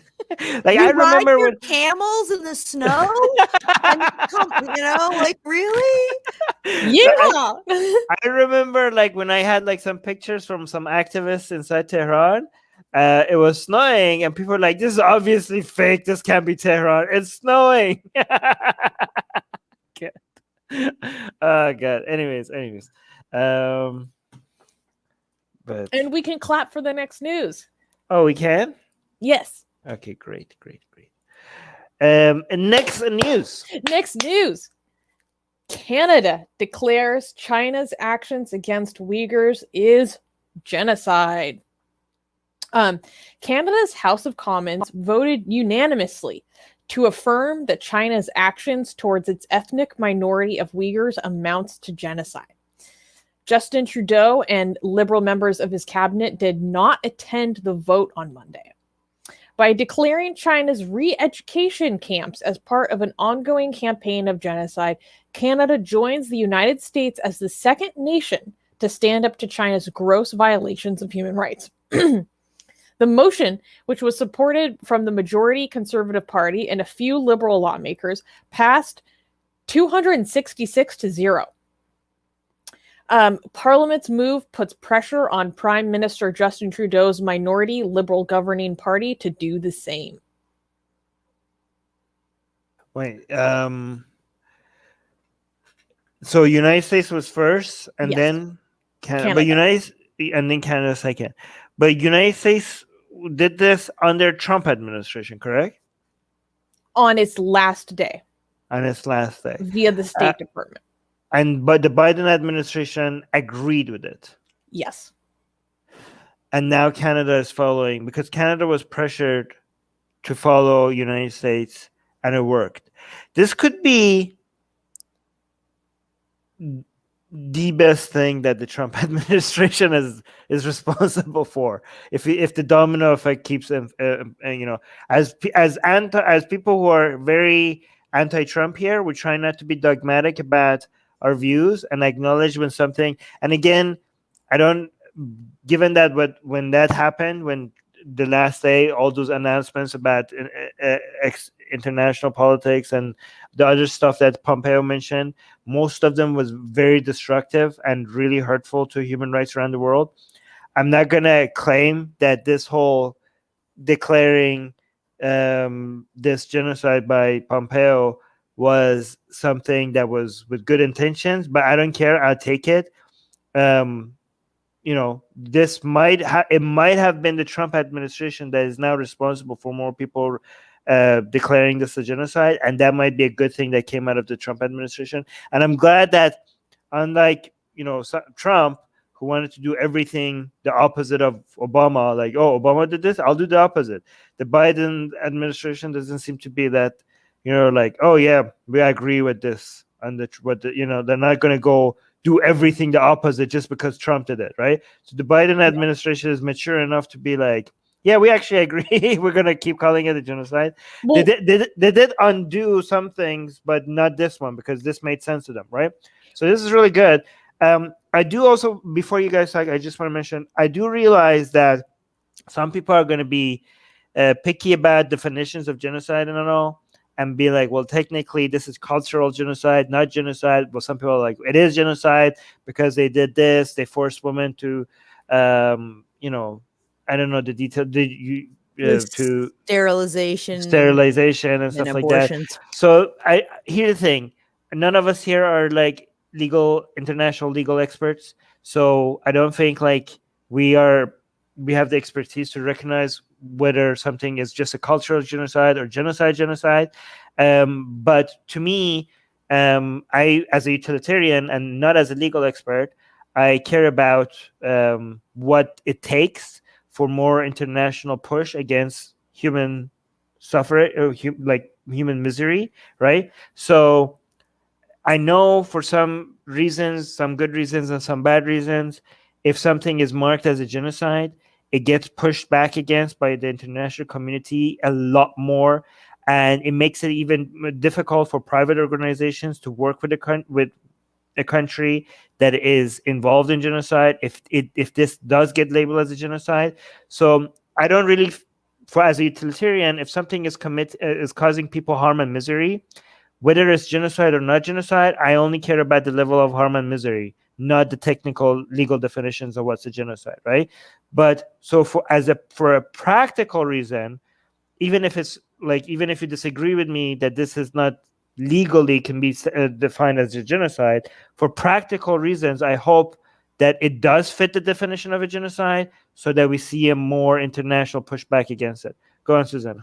Well, yes, it does legally meet at least one of the. There's multiple criteria. I believe at least 5, but the one that jumps to mind is that does meet the standard of a genocide. Full stop, not cultural genocide, is the manufacturing of demographic engineering, manufacturing of birth rates, which we have seen evidenced by documentation from the CCP itself, their own documentation, mass sterilization. Genocide doesn't have to be just mass shooting people. It's not always Auschwitz. Exactly. It is. I wasn't suggesting that that's only genocide. I'm not speaking to you. I'm speaking to other people who have a very specific thing in mind. They think it means, taking people who are already alive and just shooting them down or something, or concentration camp. I mean, there are those in China, in Xinjiang, but genocide is also destroying the next generation. Genocide is also trying to erase future generations of an ethnic group. Okay, so under those criteria, with the mass sterilization campaigns that we're seeing, as evidenced by documentation from the Chinese government itself, yes, this certainly meets that legal criteria. You had something else to say? Yeah, well, Rivka first. So, I agree with you, Armin, that when something gets labeled a genocide, it definitely becomes a black mark, so to speak, on a country's behavior. And so it's important that more people hopefully will follow suit. As far as like the comment you made about Trump, yeah, it's a great thing. And it bothers me so much that there are people that are not willing to acknowledge that this was a good and needed gesture because he did it as Trump, because Trump did it. Not the gesture, but who did it, you know? And so if you really care about people and suffering and discrimination and human rights, this is a good thing, you know? He also signed a federal animal cruelty law. You know what? That's a good thing. It was a mishmash. So just because he did it as Trump doesn't negate the fact that this was a good thing to have done. And yeah, and so your point about definition of genocide, you know, it does meet some of those, you know, and they do have a list of it. And if the State Department of the United States and the Canadian government, who are very well aware of what the international criteria for genocide are calling it a genocide, then, yes, because so some of the international convention on this talk about killing members of the group, causing bodily or mental harm, deliberately inflicting conditions of life to cause, destruction, whether that's, physiological, like starving them out, or whether it's actual physical violence, imposing measures intended to prevent births, which is exactly what Susanna was talking about, and forcefully transferring children of one group to another. So they take, if you take Uyghur children and you give them to a Han family, or those sort of things. So yeah, those do meet a lot of the conditions. And you know what, another thing may not meet the conditions of genocide, but it's a way that people use to wipe out culture, is preventing them from speaking their language. That is happening within the Chinese re-education. That is a huge, huge thing. Preventing them or making speaking of their language illegal. So if they have a cultural tradition that is expressed through language, and part of their language and how they talk about themselves, by forcing the language to go away, you do take away part of this particular culture or group, or even their ability to talk about things in their own way. And then obviously not preventing them from, their religion, or even gathering. And that's another thing, not allowing one or more than 2 or 3 of any particular group at one time, all of those things. But the language thing is very important. And I don't think people realize the extent to which it decimates particular cultures. Yeah, and I mean, it's really brutal, because I mean, they criminalize things that are part of their culture, and they will have people in re-education camps, and then they have to retroactively choose their own offenses, which are often things like not smoking, not eating pork, praying. Moms are particularly criminalized and go to higher levels or higher security areas of re-education camps, where it's a lot less likely that they'll ever be released. However, I do want to highlight a few things. So 12 days ago, Canada became the second country to recognize the repression of the Uyghurs and other Turkic minorities as genocide. On Thursday, that was last Thursday. So 3 days later, 3 days after Canada voted, is when the Netherlands became the third to recognize this is genocide after a vote in its parliament. So we now have at least 3 on the books. And I wanted to talk about the Netherlands now, because we might as well talk about it now. I don't think we want to cover it again. But this is some interesting commentary in the National Review by Jimmy Quinn, saying perhaps the political support of those votes would have been there without the Trump administration's 11th hour designation of Beijing's anti-Uyghur campaign as genocide in January. But it's increasingly clear that that decision, reportedly made by then Secretary of State Mike Pompeo over the objections of the career officials on his legal team, and later endorsed by his successor, Antony Blinken, has made all the difference in spurring more international action. At least that's what Sjoerd Sjoerdsma, the Dutch member of parliament who authored the resolution that passed on Thursday, told National Review. His party had been following the developments out of China's western Xinjiang region for months and proposed legislation to call for various sanctions on those responsible. Quote, when the US and Canada moved, it made sense to follow suit. So that's exactly Armin's point, that, you have one country, very powerful country, then another one, so then it becomes something that other countries feel that, yes, they do need to follow suit. And I think that's exactly what Armin was saying. And as soon as you said that, I'm like, see, it's happening already. Go ahead. All right, so just a few things. I saw on the Facebook some people were commenting on like, "Oh my God, that will show them." Like, "Oh yeah, you labeled as genocide.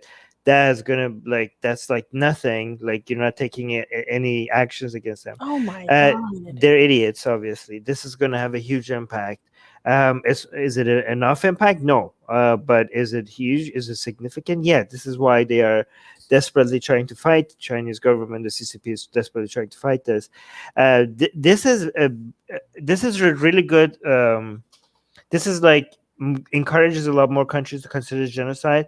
And if a country's government is recognizing this as genocide, it's going to really mobilize a lot of pressures on the same governments to reconsider their ties to China or move a lot of these manufacturing jobs to countries like Vietnam or find other alternatives. Even this is going to hit them, where it matters, right? Again, I'm not saying Chinese economy is not going to grow. It's still going to grow. It's going to grow really fast.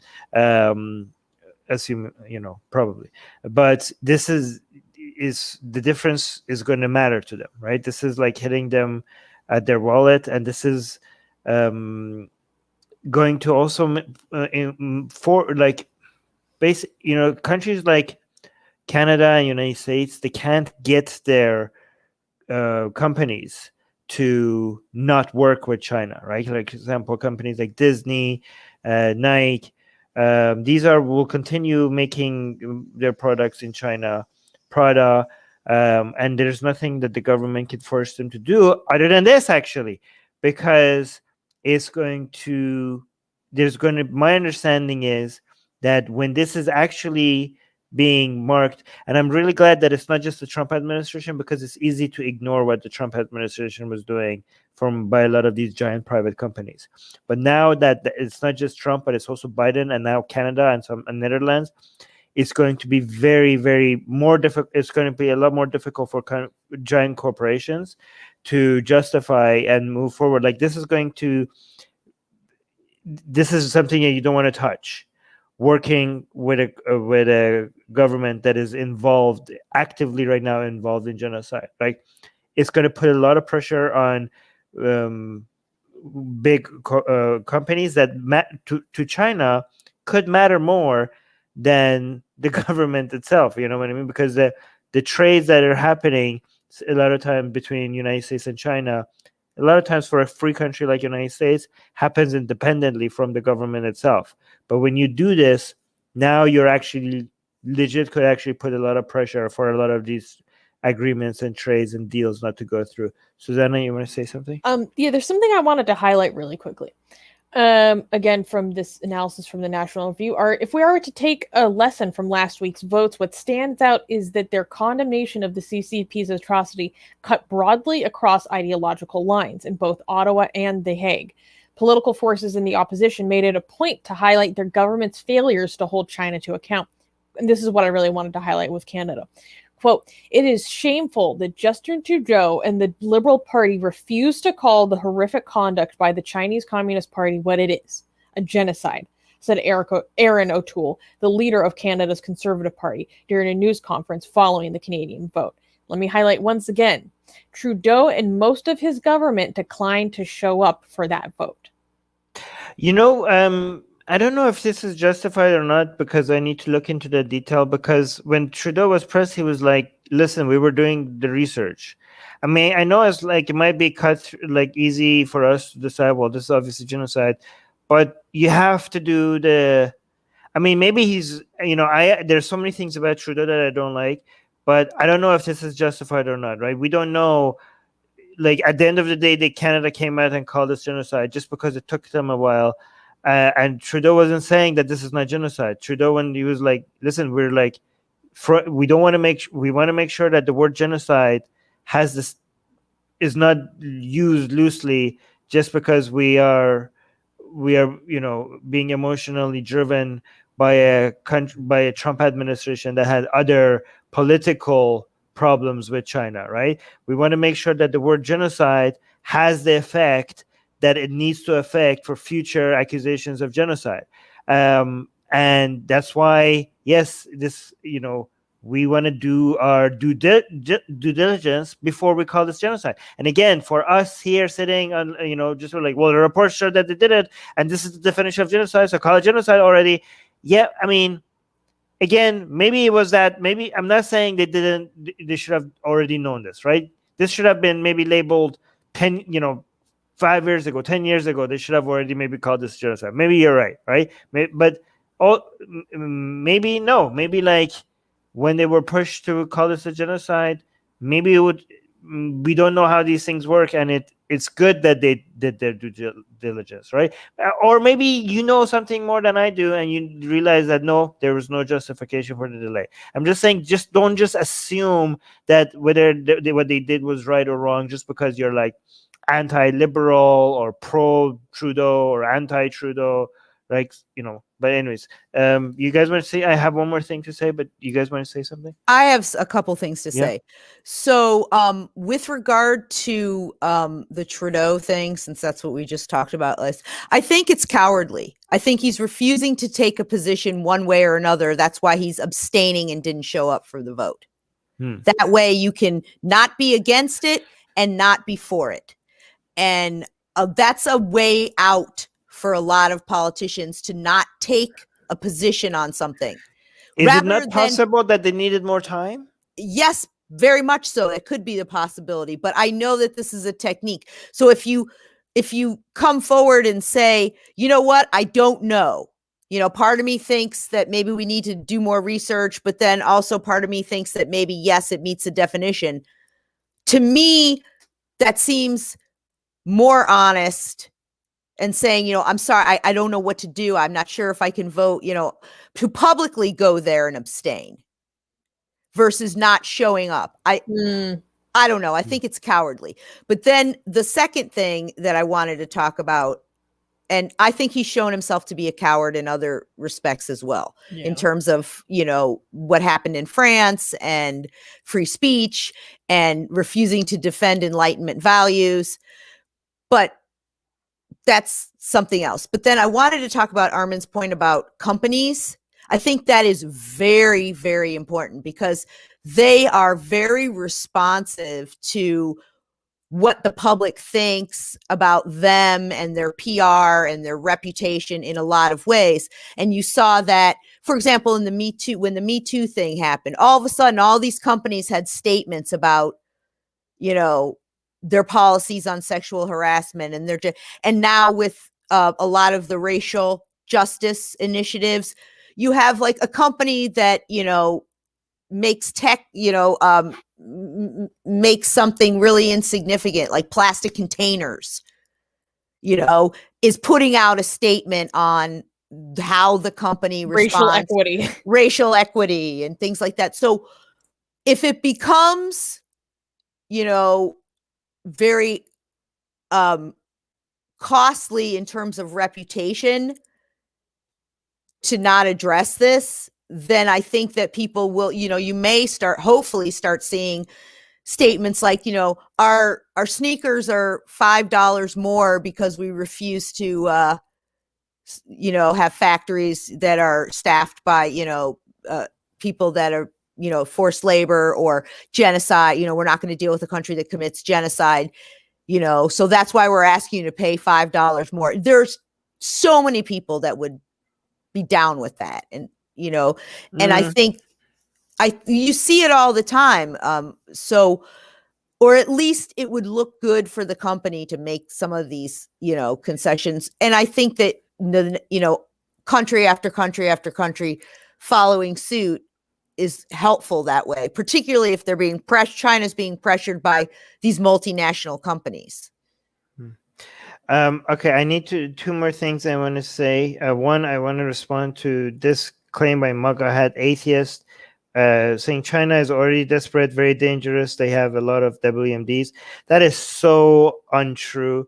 China's economy is growing fast, even during the COVID, where a lot of economies shrunk. China's economy, even though it was ground zero of COVID, and it hit them more than many other countries, their economy continued to grow while everything being shut down and everything being closed. China's economy kept on growing like there was no COVID happening at all, and it grew faster than a lot of people even anticipated. Even the people that were optimistic about China's economic growth during COVID, it grew faster than even the optimists assumed that it would grow. It was growing. So I don't know what you're talking about. Also, the idea of China having WMDs, the fact that you think that they were going to use it, it also shows that you don't really understand how anything international politics works. I think a lot of people don't understand how much interconnected China's economy is to United States and Europe and everywhere else. As much as governments want to like pretend like they're against each other, they are very much on the same side. Like China is on United States side, economy side. Like China want. I hope a lot of people understand that China wants U.S. economies to grow. I hope you guys understand. Is China really wants Americans to make more money?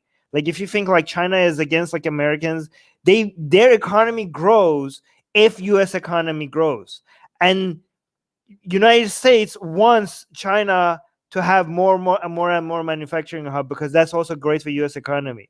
So, like this whole there's like politics that is happening for everyone's like watching, and people are like, oh my god, like India is like India and being against China. Like, yeah, these are a lot of this rhetoric is just for show, but overall, these countries are so tied to each other. They're not going to go to war with each other. God damn it! Like that would be shooting. Like I would say, shooting yourself in the foot, but that would be shooting yourself in the heart. Like, why would it would be against all their interests to ever use these weapons? Like, guys, come on! Like, just some basic understanding of these things will make you not sound this like stupid. Another thing I want to mention is that Biden. So here's the thing: the difference between action, and rhetoric. Biden recently came out and said some really stupid crap about pushing China, and he kind of said like, well, this is like their culture or some crap like that, and he was sounding like he was excusing genocide, right? Like, which is Biden would look like he was excusing genocide and being very soft on China. Yet we see when it comes to action, United States is leading the world when it comes to taking action. Again, that doesn't mean that we're not gonna attack Biden for what he said. What he said was so stupid and it deserves criticism. But you also have to acknowledge that right now, Biden administration, as much as they wanted to say like, oh, Biden is going to be like, I don't know, what did it say? Like, they had so many. He's going to be soft on China. He's going to be like, no, like Biden's administration right now is leading the pressure against Chinese genocide on his people, right? Again, I'm not saying they're going to continue to do good. I'm not going to say everything they're going to do. There are going to be many mistakes that they're going to make, and we're going to call them out. Just like what he said, it was like so stupid, and it deserves all the criticism it gets. But his administration right now is leading the world against China's genocide. So again, rhetoric could be criticized, but you have to put that in the context of what the action is being taken place. Yeah, Armin and I did a really thorough review of Biden's remarks where he says he refers to the China's actions against the Uyghur genocide or ongoing campaign as part of China's different norms, which seems very like cultural relativist, moral relativist. And oh yeah, thank you, Jake. Yeah, Biden called the genocide a different norm. And so if you want to go see us really dig into this and dig into other aspects of the Biden administration, because there's been some statements from other members of the administration that really raised the alarms for people fighting this situation. We did a whole stream called "Is Biden Soft on China and the Uyghur Genocide?" So go Google that on the YouTubes. But yeah, let's go to the next news. And it's good news. Next news. Polish activists acquitted of blasphemy charges for LGBT Virgin Mary. Yay! So we have been covering the story. We've been following the story. And we actually had our own edition. to this. So if you guys have been following, 3 Polish women who were accused of desecrating the Virgin Mary's image and quote unquote offending religious feelings were recently acquitted in court. The case began in April 2019 when the women displayed posters and stickers around Plock, Poland to oppose what one of them described as the quote exclusion of LGBT people from society. According to local news, the judge stated in his verdict, quote, the activists' activities were provocative, but aimed at drawing attention to the homophobic and harmful decor in the church in Plock. They did it to show that such actions were unacceptable. It was not the intention of the activists to insult anyone's religious feelings or to insult the image of the Mother of God. Their actions were aimed at protecting people who were discriminated against. So they could have faced up to 2 years in prison for this picture that's on the screen here, which is basically a repurposing of a famous painting that has a name in Polish that's very complicated, but it's also known as the Black Madonna. And they put an LGBT halo on it. And the charges have been dropped. Okay. This is really good news. And I don't mean to sound like ungrateful or whatever. I bet we're going to have the same criticism. However, did they just say that the reason why this was not a crime was because the intention was not to offend anybody? Yeah. So wait, so they're suggesting that showing a picture, just having a picture of Mother Mary with the rainbow halo, if the intention was to offend people, then that would actually justify 2 years in prison? Is that what I'm hearing here? Yeah. What the hell, Poland? Like, okay, like, guys, if this is what we could expect from a European country, part of the EU, okay, this is the excuse other countries have for like, well, yes, we have blasphemy laws. Yeah, I know they don't kill people for it, but they imprison them. They still have the laws. So it's just like, you guys think like, oh, like Iran, guys. Yeah. I'm not making this up. They go and look at, like, when people complain about blasphemy laws in countries like Iran or in India, they give examples like this, like, look, Poland has blasphemy laws. Like, you guys who, you're human rights activists who keep saying like, oh, India or Iran or Pakistan, they have to like come and like join the rest of the civilized world, the Western enlightened countries. Like, oh, really? Well, look at Poland. Look at Poland. They have blasphemy laws. And the only reason why these people didn't go to prison is because apparently the court decided that the intention was not to offend people. So that means that if the intention is to offend people, then it justifies people going to prison. Yeah. Amazing. Rivka? Also, regardless, your point is very valid. And regardless of whether they were acquitted or not, the police raided her home and seized her possessions over a blasphemy charge. So that speaks exactly to what you're talking about. Like, oh, it's so bad over there, but it's not like that here. Well, they raided her home and seized her possessions because of a rainbow Virgin Mary. That was the crime. She didn't commit physical violence against anyone. She didn't steal anything. She didn't hurt children. No.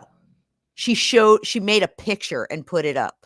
And that justified, not only did they raid her home and seize things, but apparently they interrogated her, one of these women, for hours. So it just shows you that it does have significant consequences, real world consequences. I also wanted to highlight, I thought this was interesting. I recently learned that one of the women involved in this case is actually Christian. She said, I still wonder how the rainbow, quote, a symbol of diversity and tolerance, offends these feelings. I cannot understand it, especially since I am a believer, she said. But Again, I like that. She's right. However, that's a the terrible justification. yeah, because again, her argument is that this shouldn't offend people, and that's why this shouldn't be a crime. This shouldn't be a crime, even if it offends people, even if it was intentionally offending people. Anyway, sorry. And acquitting people because of their intent can have some serious repercussions. So I didn't intend to push you down the stairs and break your leg, but that's what happened, right? Yeah. So does that make me not responsible for battery? Yeah. You know what I mean? According to Polish media, the court did not see any evidence of a crime. They found the activists were not trying to offend the feelings of anyone's religious feelings. They just wanted to defend LGBTQ victims of discrimination. And it was so funny when I was reading this. I knew immediately. I'm like, oh, we're gonna all have the same criticism. The judge underscored that LGBTQ people have a place in the church, and he referenced letters from members of the church who said that they were not offended by the rainbow haloed image. He also added, quote, "There are no such sexual acts in the painting, and only such acts are considered a sin in the teaching of the church." And so I think this is why. So last week we covered Polish metal musician Adam Nergal-Darski's charges that have been brought against him for offending religious feelings. And he started what is called Ordo Blasphema, which is a fund for legal expenses for artists and others who are charged with blasphemy in Poland. And I really hope that they have an ongoing fight to overturn this, period. Because Armin's saying, well, this is bad justification for why it should be acquitted. However, offending religious feelings, if that is the person's intention, in Polish law, that is a crime. So I'm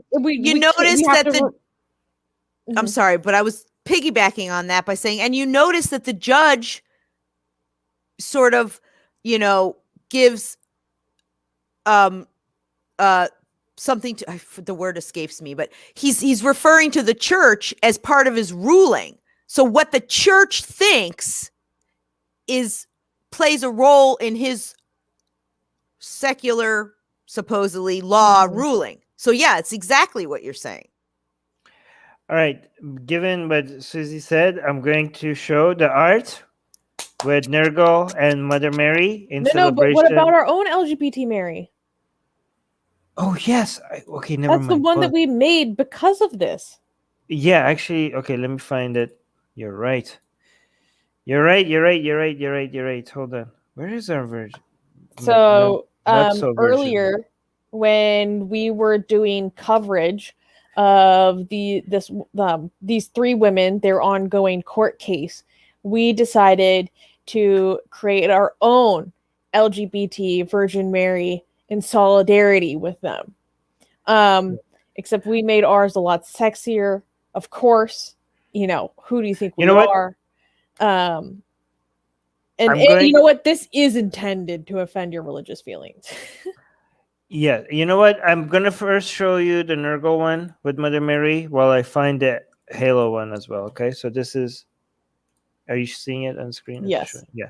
All right. So you explain this while I find the Mother Mary with the Safe for Work version of the Mother Mary. Yes. So last week we covered the story of I think if you just look on our YouTube page for a Polish musician found guilty of offending religious feelings. So Adam, aka Nergal, of the band extreme metal band Behemoth, he's faced blasphemy charges in Poland before for a number of different offenses. And the latest one is because he posted a picture of a boot on the top of presumably a picture of the Virgin Mary. And he posted it like 2 years ago, and some conservative lawmakers they found it recently and filed charges against him, and it was a prescriptive sentence. So he didn't even get his chance to defend himself in court, but he's fighting it. Anyways, so Kenji, I guess it was, in the live chat was like, you should do an art of Mary licking his boots. And I was like, this is a genius idea. Because if the photo is of a boot on the Virgin Mary. So wait, what did I write on the website? So if you go to blasphemousart.com, you can see all the art we've been working on. And I always include a little blurb that kind of explains it. So I said, Adam Nerwoldarski of the Polish extreme metal band Behemoth is currently facing a legal battle for offending religious feelings after posting a photo of a boot stepping on a painting that appears to be the Virgin Mary. And then I added, we think that Mary is offended by the Polish authorities kink shaming her. Guys, by the way, if you guys want to see the not so safe, the 18 plus not safe for work version of all this art, you could go to blasphemousart.com. I do want to show, you know what, the reason why I'm being very careful when I'm opening this art is because I want to make sure I don't accidentally open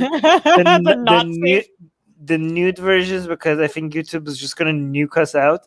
So I'm being very, very careful right now. We okay, can't here bring the Bobs and Vagine on the main. Yeah, I found the Halo, Mother Mary Halo one that we did. Okay, let's do it. This Yay! Yes. She's This so is good. look at the AR tattoo, by the way. It's so good. The Sacred Heart, everything. The Sacred Heart, the LGBT Halo. I love that we always have the tattoo in there. Yeah. No matter what. Yeah. Our queen is saying, y'all, it's not safe for work as hell. Check it out. On Yes. Patreon. The Yeah. not safe work of this one is really good. Oof, yeah, It's really good. This is one of our best. Yeah. Wait, Anyway, didn't we have another safer work version that had a wrap around her waist? Like it was just like a little, almost like a thong. I don't know. I remember that one. I But think we did, really but wanted- we thought that's not safe for Facebook, so I think maybe we changed it. we made it more modest. Yeah. We Facebook really share, need yeah. to get the LGBT Virgin Mary on a shirt. Like I really want that. I will. I know there's many things we need to do. Many things. Okay. Cool. Wait, can we clap for the next? By the way, yes. Yes. Ghost Bunny saying our blasphemy artist is damn good. Yes. Yes. And thank you to Ghost Bunny and our patrons and everybody else who's a member here. Thank you so much, guys, because you guys are making it possible for us to pay our blasphemy art artists. So thank you, guys. It's not cheap. It's not cheap. So thank you for supporting us. And also, if anyone knows a way to get this to Nurgle, yes, we need to find a way to get this to Nurgle. Guys, all our blasphemous art links are in the description. We have the safe for work version, the not nude version. It's all for free for our newsletter subscribers, so check that. But if you want the sexier versions, the nude ones, go to blasphemousart.com. You can see the link to them. Anyways, next news. Can we clap? Yes. Next news. Hinduism meddling article published by Atheist Republic CEO. That's me. So every week we have our last news is about Atheist Republic. And so I thought I should talk about how I got my first article published recently. It's titled Big Tech Doing the Bidding of the Far Right, Enforcing Blasphemy Law Beyond India's Borders. And it's about the Indian government and Hinduism trolls targeting Atheist Republic, like all the actions they've taken against us, the court cases that are against us. And I talk a little bit about the importance of free expression. I talk about like why we're continuing to blaspheme despite the backlash. And it is very well written. Okay, guys, like it's really well written. And it's so heavily sourced. Like you could see all the information and the proof for it. It's really good. Like Susanna is like a very good writer. If you guys go read this, you could see. But yeah, this you were is saying? how you can tell I have a background in science. Yeah, because I source, like obsessively source everything. Yeah, that's pretty good. I also might want to say that this publication is a right-wing audience, like I think a lot of people here who read this, I think they're mostly right leaning. Mhm. So I liked how, because a lot of right leaning people think like cancel culture is just like a lefty thing, right? And I think this was a good way. Like some people might be, it was a good way to introduce a lot of right leaning people that censorship, cancel culture, it's a right wing, like globally it's a mostly a right leaning thing. And I think this article does a very good job to show how censorial like the Hindutva in the India is, and how it's like left leaning censorship is not in Western countries is nothing compared to the level of censorship that right leaning governments do. So it was, guys, it's really well written. Like I was so impressed. I do want to highlight some, because because this is like, so this audience is clearly not my audience, and Katie is saying, "Isn't that Carl Benjamin's site, Sargon Yeah. Avocad?" Yes, it is, Yes, and they it is. did not like what I had to say. Which I don't know. I think that means you're doing a good job. Like we're bringing a take to a group of people who usually wouldn't see a take like this, right? Mhm. So it's good that they're being exposed to something that they're usually not exposed to. But yeah, go on. Oh my gosh. No, Adia predicted it perfectly. She will be called a Westerner trying to impose Western's free speech on Indians. End of story. Yes, that is exactly what happens in this comment section, except it is by Westerners By who are right wing. by right leaning Westerners, guys. You thought like this kind So of weird. accusation is done by like that's very strange. yeah. No, because they didn't like it, right? So they didn't like it. So they're like, you would think that somebody who would accuse Susanna of like, why are you imposing your values on Indians, right? You would think, okay, this person is either a right-leaning Indian or a left-leaning Westerners. But no, it was done by right-leaning Westerners who don't like what Susanna has to say. Here's the first top. Okay, let's look at some of these comments. Oh boy. All right.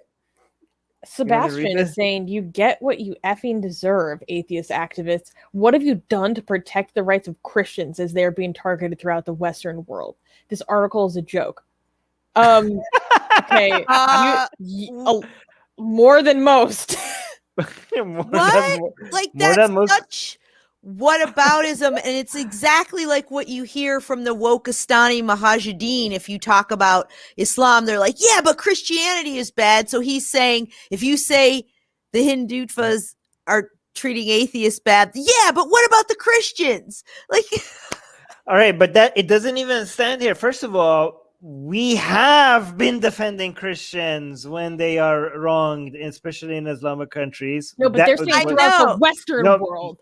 Yes. Okay. So that's one problem that we have. Second of all, they're treating atheists like a collective, like we're all responsible for what other atheists do. Third of all, you don't have to speak, like if you want to bring attention to some people, you don't have to have a record of bringing attention to everybody who's being wronged everywhere at all times for you to be able to now bring attention to something. I'm pretty sure this idiot Sebastian hasn't been bringing attention to every goddamn person that has been wronged on this planet. And if he ever was, like, because you could do the same thing to him. If he wants to bring attention to Christians who are being targeted, I could be like, well, Sebastian, let me get my goddamn list. Have you covered these people? Have you covered every single one of these issues? Because if you haven't, then you have no right to bring attention to Christians, okay? No, scroll further down. There was one that was really good. No, wait. If I were India looking at what atheists have made of the West, I might consider raising a few intellectual trade barriers too. That was one guy's comment. This is comment by Ernst. This is what I was thinking of. So scroll down. So you're outside activists operating in a completely different culture, trying to spread your foreign values there, and now you're bemoaning that there's backlash to that? Sorry, Lotus Eaters, but this seems to be the weakest article to date on your site. And the author, haven't you atheist activists destroyed enough already? Agnosticism and secularism are concepts to strive to, but political atheism is just destruction of ethical values. I'm not for political atheism, for secularism. Too long didn't read, serves you right, stop moaning. Here's an interesting thing. This comment by Doug, if I were in India looking at what atheism, yeah, this is what Rivka said. Here's an interesting thing. These idiots don't realize that we're actually happy about all of this because all of this made our patrons grow significantly. We're almost quadrupling, like we're getting close to quadrupling our patronage because of all of this. And people are like, stop moaning. Like, we're not. Please keep it coming. And also this the top one as well. Where is it? Sir, you get what you deserve. Well, if it really okay, great, thank you, because what we're getting is a lot more support. So if what we deserve is a lot more support, then we deserve a lot. Rivka, why don't you say? I wanted to highlight this comment by Tar Bell because it's a perfect example of bigotry, and just I don't know why it is that people can't seem to get it, the damn point that you cannot simply export democracy or Western style liberties. A lot of people out there in the world don't want it, and you're nothing but an outsider trying to press yourself against your community. That, and then the first one about completely different culture from Ernst. So there's no atheists in India? That's kind of what he's saying, that the only atheists exist are in Western countries, and there's no democracy in India. Mm-hmm. There is. India is a democracy. Exactly. Export democracy. Exactly. You fucking idiot. Exactly. And somehow people in India, they're not atheists. They don't want or are not a democracy. They're not interested in free speech. All of this is such bigoted, I want to say racist, but it's not necessarily racism, that somehow these concepts are afforded only to Western democracies, and anybody else, if you're talking about it, we're somehow impinging upon their culture because they're not interested in freedom. They don't have democracy. It couldn't possibly be that there are atheists in India. All of these things are this assumption that the West is only the place that these things happen, and they aren't afforded to anyone else. And nobody else wants them. No one else is interested in intellectual freedom or freedom from arbitrary religious authority. That's only us. Mm-hmm. So let those poor savages be to do their thing, which is exactly what those comments are saying. I think that brings up a very good point, as if people in India don't want these things. And in the article, I mean, I can't remember off the top of my head how I phrase it, but I am basically saying that we're doing this for the activists in India who are facing higher consequences for taking on something like this than we would. And it reminds me of, there's a comedian, an Indian comedian, his name is Veer Das. He's hilarious. And he is working on putting out a special right now. And a significant part of the special is about free speech in India. And he does an exercise with the audience that demonstrates to the audience, through audience participation, how much the audience wants free speech, free expression, and does not feel that they have it in India. People in India want these values to be protected. They want these freedoms. Okay, so I'm not imposing. I have to go soon, and I need to say a couple of things myself. It's not just you two guys, right? So, two things. First of all, a lot of these people, I'm pretty sure, have a lot to say about China. A lot of these people do not impose your values on our country. These are the type of people that have a lot to say about China, okay? So about communism and so they're hypocrites. Another thing is, I can't believe how many bad how like the amount of bad takes here is so like we could spend an entire stream of how stupid these people are, right? Yeah. And this means like this was published, like, you know how some left-leaning Westerners think like, why did you publish it here? This is like a right-leaning blah blah blah. Like this is exactly why, because these people are idiots and they need to be educated, right? This is exactly the type of stuff that they need to be exposed to.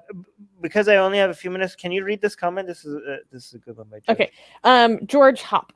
The author's use of far right here seems like a buzzword and rather inconsistent. On one hand, the party wanting to punish Armin is far right, but also people who agreed with his colleague comments are right-wing anti-Muslim bigots.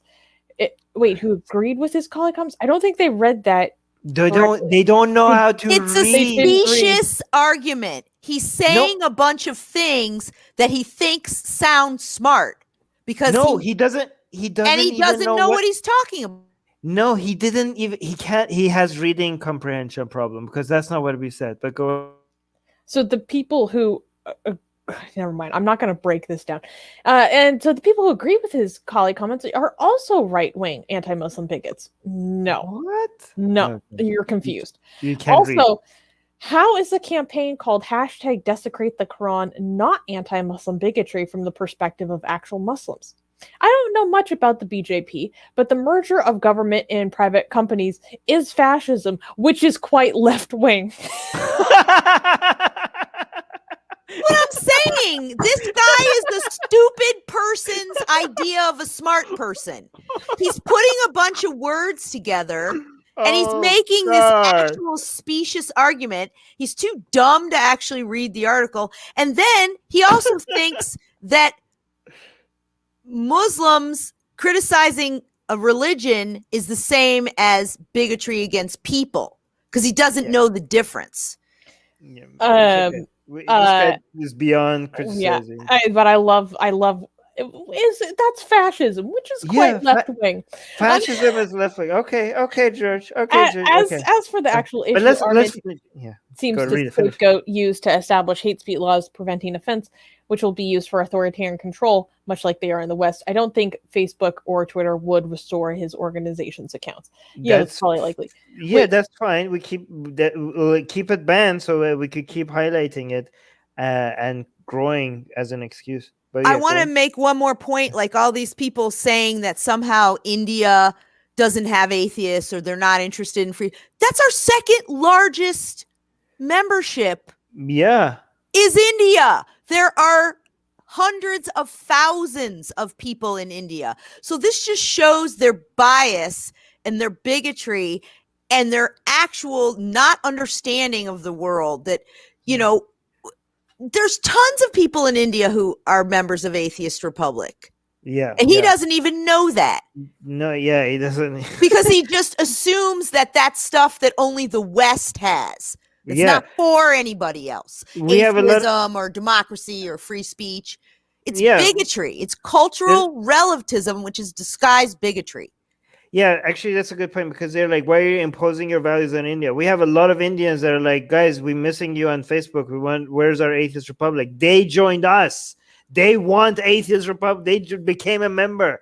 Anyways, wait, but I only have 2 more minutes. I know. I had a few comments I wanted to highlight from Kay. Saying, I read that article on Lotus Eaters a week ago. Congratulations, Susanna. Thank you. And to everyone else congratulating me, thank you. But I had to highlight this compliment. Kay said, yep, that article by Susanna is really well, it's well written, but I can't read well. Okay. Some people have go ahead. Guys, I have 2 minutes. I was going to make an article by Susanna is really well written. Read it 3 times due to the way she covers every minute detail. Kudos.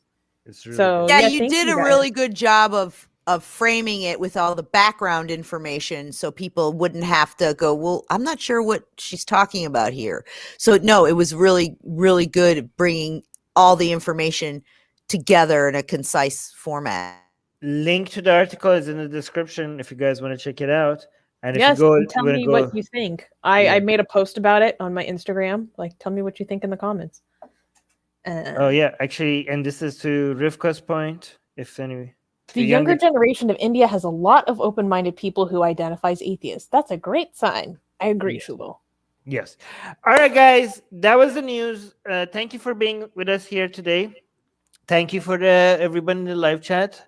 And guys, make sure you get our blasphemous art for free. Link in the description. If you subscribe to our newsletter, you get our blasphemous art for free. And you get my book, Why There's No God, for free as well. Link, and we're going to keep adding to our gifts, by the way, for our newsletter subscribers. We're going to, like, Also, yeah. if you like my shirt, there should be links for that in the description as well. Yes. Guys, the things that we're giving out for free keeps increasing. Like, sometimes I tell Susanna, like, we're giving him too much, aren't we? Like, this is like, look how much they're getting for so The little. value, the Yeah, value. you better Value. watch it. They're gonna call us commies if you keep giving away free stuff. No. Our Patreon account is growing, so we can't be. Anyways. All right, guys. Talk to you guys later. Bye-bye.